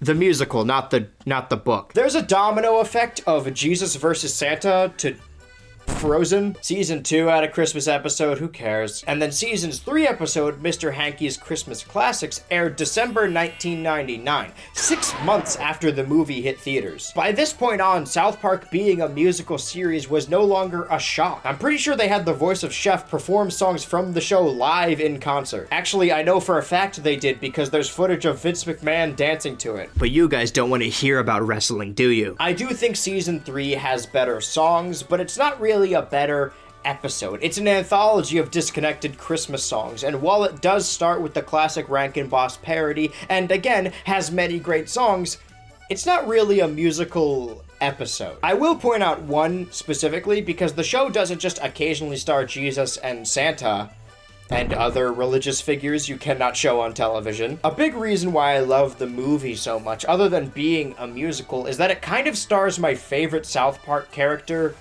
Satan, and he belts ironically to the heavens, and I listen to this song unironically all the time. Maybe that's why my expectations for Hell of a Boss were so high. And yet again, he gets the best song in the special. There goes John F. Kennedy, caroling with his son, reunited for the holidays. God bless us, everyone. Oh, cool, he made it into this video twice. I feel like I've given a ton of disconnected blurbs or history lessons this ceremony, and while I hope you learn something, we're running out of time here, so he's sent to bed, but when Mr. Hanky shows his face again, he doesn't seem that upset. They devise a plan to take him to school the next day to at least prove he's real to his friends, to which Mr. Hanky says he'll show them the true spirit of Christmas, which is a godsend because I'm not sure which one of these I'm supposed to call that. The townspeople take down all the Christmas decorations lest they offend someone. The school show starts a classic South Park riot as the kids tell Chef about Kyle's plight before he tells them that he knows Mr. Hanky. If you don't know, in early seasons of South Park, Chef served as a teacher to these children and would often cause some of the conflicts accidentally by giving advice that was too vague. And don't get me wrong, I do like modern South Park on occasion. I don't think it's objectively bad, and I understand why they can't bring him back, but there's a chef-shaped hole in my heart. But that hole was quickly filled by Butters, so really I could go either way today. And then Kenny almost dies tragically. This truly is a South Park Christmas, except without all the religious iconography. That part got cut short because I removed a long rant about religion. Oopsies! With that being said, I do find it fitting that I would begin this video with a Christmas episode, a Christmas musical episode of a show that will seemingly go on forever. And then I also end this video... No, that wasn't part of the deal. I was told I would be forgiven if I went through with my punishment, and I just did. I don't know who you're talking about. And even if I did, I wouldn't know where they were. You can't do this. Please. I've already had enough. How could it possibly get any worse? You don't think I can't hear what they've been doing back there? No, I can't. It was supposed to be a joke. It was never supposed to be an actual analysis. Not only does it break multiple rules, but I haven't even watched that one. Please. Wow, how did I not notice this place didn't have a roof? This is all very confusing and convoluted. Well, it seems what's about to happen is out of my control. For years, I tried to avoid my destiny. I tried to run from it, but the storm has only gotten worse. I just want anyone who's watching this at home to know I never wanted this. After this moment, everything is going to change. Because now I have to give out the award for covers of my favorite musical from my least favorite show. There's nothing we could do. The most famous incarnation of the comic Jughead were of a guy who does not care for teenage drama or girls. He just wants to grill, goddammit. Put your pussy away. The only thing I want to eat is this delicious burger. He's so me. But if you don't know anything about this show, but you do know a lot about me, this was just an insane reveal. After the title card, we got all the theater kids lying on the back room carpet together, and I had a Ratatouille moment and then threw up. See, I told you I would reference that scene twice. The farm is producing, and I'm co-directing the musical for one simple reason. To have big fun. Yo, girl, I just really feel like a dead girl walking and the cult is looking to freeze your brain. What is happening? It's big fun, but it's like the Kids Bop version. There's this ancient theater urban legend that there was a high school out there somewhere that wanted to put on a performance of the musical Rent, but instead of AIDS, they made it about pink eye to make it appropriate. Why even pick Rent? Enough, no more. Do you know how many musical episodes there are? Not many. It's been years and years, but I finally talked about all of them. There are no more. I didn't miss a single one. Scrubs has too many seasons. All right, ranking time. I couldn't decide if I wanted to add all of these to the original list or make it completely separate, so I've elected to do both. But before I make another list to combine, I'd like to revise this one. First of all, I don't think I placed Buffy at all last time, so I think it should go here. above Big City Greens. I love that episode, but I've listened to the songs from Buffy way more since then. I'm also gonna slot the Mr. Meaty musical I talked about earlier this year. What a crazy year. Above Clone High. Speaking of which, it's not actually at the bottom, but could you imagine? I talked about Mario and Riverdale for funny ha-has, but they don't actually meet my musical episode requirements, which means that number 11 on the best musical episode circa 2023 is Hell of a Boss, Mammon's magnificent musical mid-season special. I really wanted to rank the show higher because I do think a lot of the hate it gets is undeserved. On one hand, maybe I need to review these episodes in a bubble. On the other hand, I watched the whole series for this video. Not only do I know they can do better, but I know they've been focusing too much on secondary characters. Number 10, Batman the Brave and the Bold, Mayhem of the Music Meister. It has a couple good songs and I like it for the novelty alone, but the rest of them fall flat. Similarly, number 9, The Marvelous Misadventures of Flapjack, Low Tidings. This episode is really good and really funny, and if this was a list of best episodes, it would be much higher. It's just that none of the songs ever get past the minute mark and refuse to gain any momentum. I know it wasn't billed as a musical episode,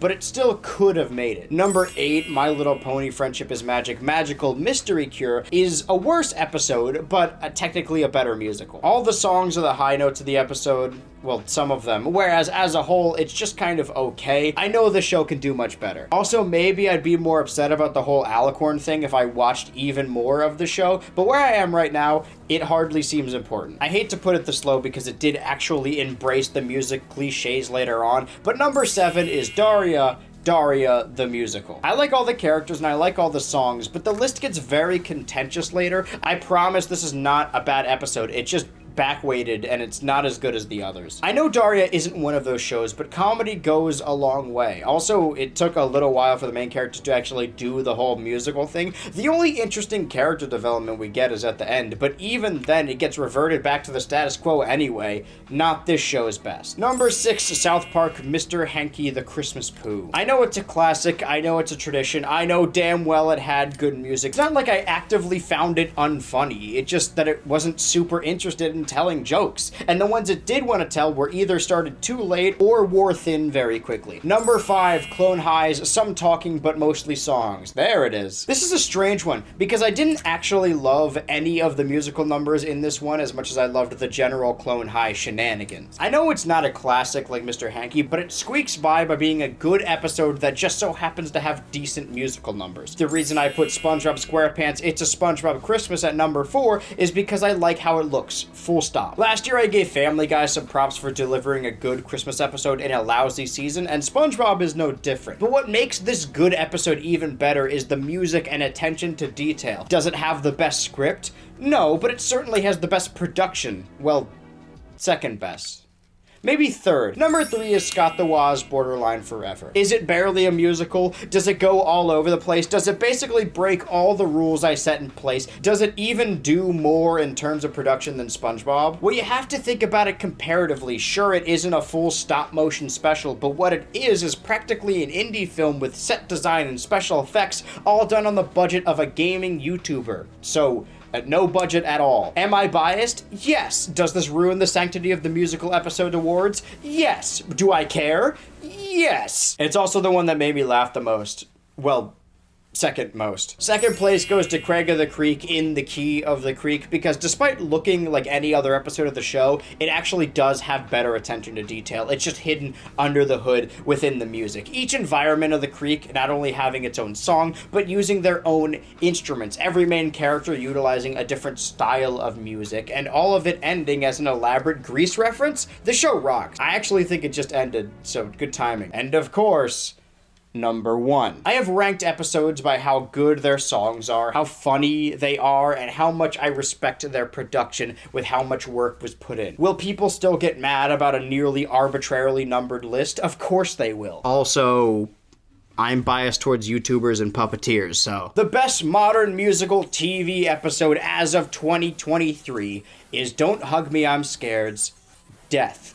It's funny, it's charming, it's gorgeous, it's deep, it's musical, it's creative. It's a damn shame a lot of people straight up do not know the show exists, because in such short time, it has become one of my favorites. Alright, there you go.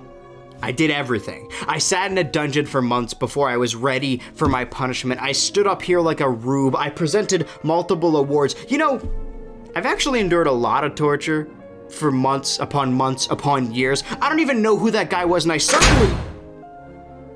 A trade? For what?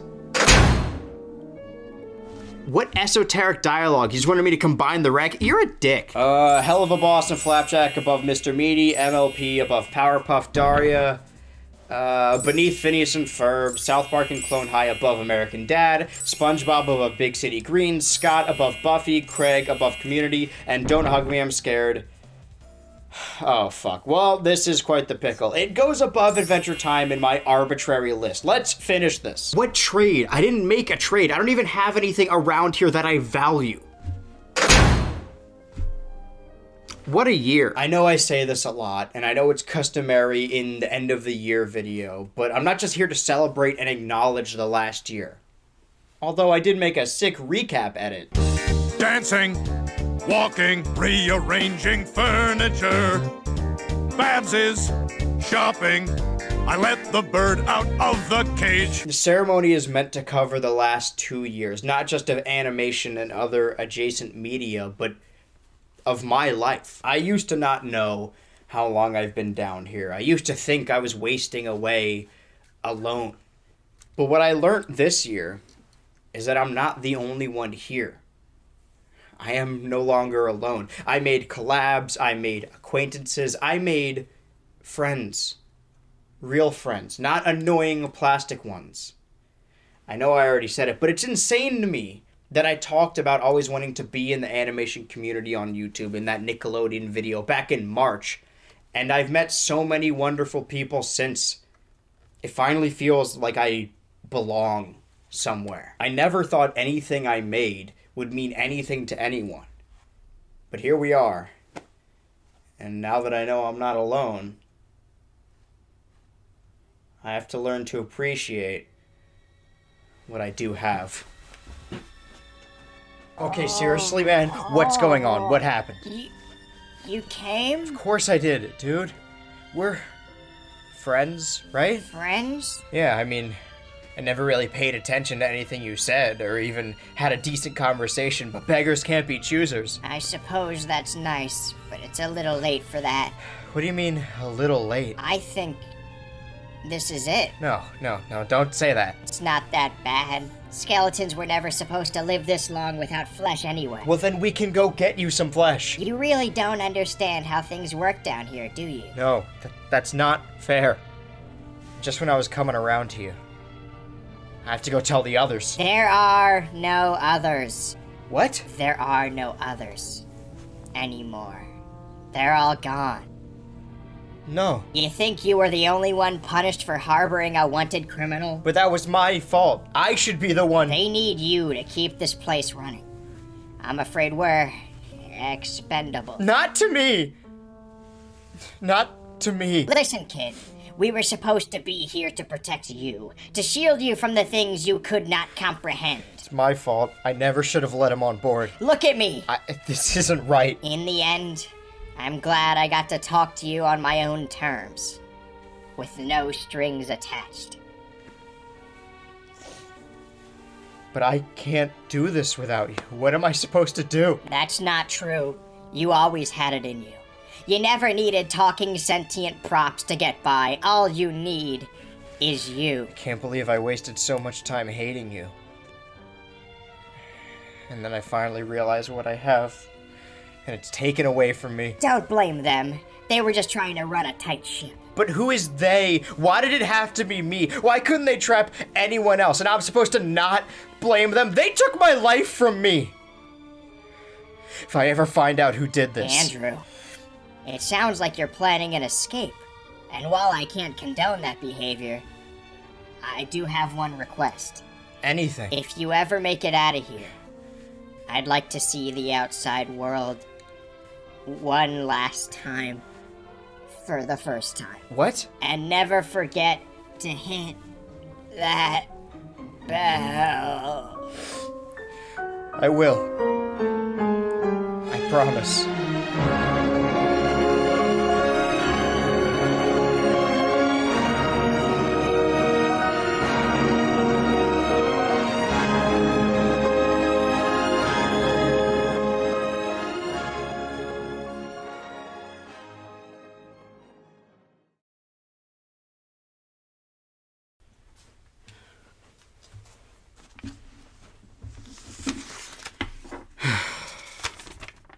Tune in next year for more hilarious shenanigans and an all-new cast of kooky characters.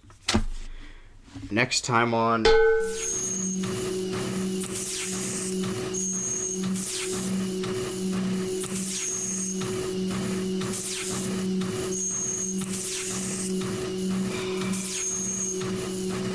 Oh, fuck.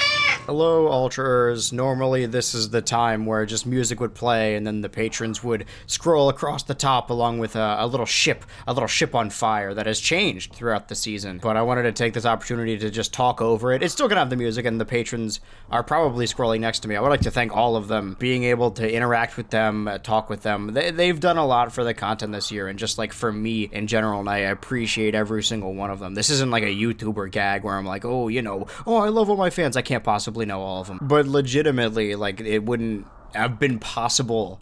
That's the biggest experiment this year is launching that in full force, launching the server that's the top Patreon tier, and I've met a lot of cool people that actually mean a lot to me through it. Speaking of which, the theme last year, when I first, I guess, got into the public eye, was just a number going up. I was all on my own watching that number go up, and it was all about getting the highest number. Where I am now, I don't really care about that, where it's more about the feedback you get and the people you meet. And I won't lie, I've been doing this on my own for a while, and I always wanted a sense of community, and I wasn't really meeting a lot of people around me, but I've worked with a lot of cool people this year in video order. Of course, I mean, all the people that came up to me at MagFest that said hi, that was very sweet. I will be there again this year, so look forward to that.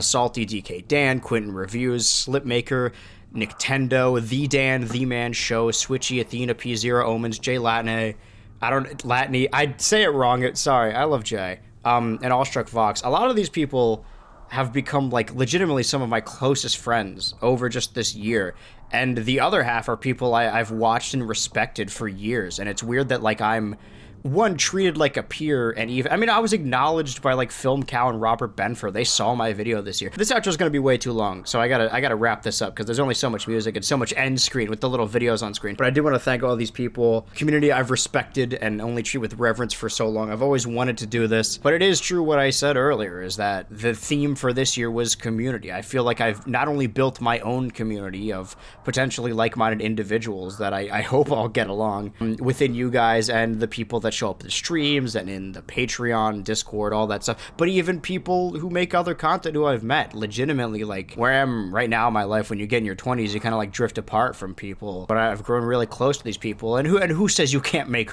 lasting friendships over the internet? The men in my computer love me, and that's all that matters. Yeah, I'm gonna end this outro, but legitimately thank you to all these people, all the people I work with, all the people on the right, and all the people below this video with comments. It's been a really weird year, and I can't even cultivate all my thoughts and feelings into just this outro because it can only be so long, but legitimately, from the bottom of my heart, it is a miracle that I'm able to do this at all, and that anyone will watch me talk about the bullshit, because I don't like to bend, you know. I talk about whatever I like. I'm not gonna do what people want at the behest of my own ability to continue doing this, but I appreciate everyone that supported me. Looking forward to more stuff next year. You're probably gonna see something actually not pretty soon, probably. But I gotta stop talking. I don't know how much longer this can go on for. What a year for the Natter Chamber. What a year for Andrew Ultra. What a year for BH Ultra. We're not gonna do a name change next year, so get used to BH Ultra. That's how you say it, by the way. I gotta stop this. All right, well, I'll see you guys in 2024.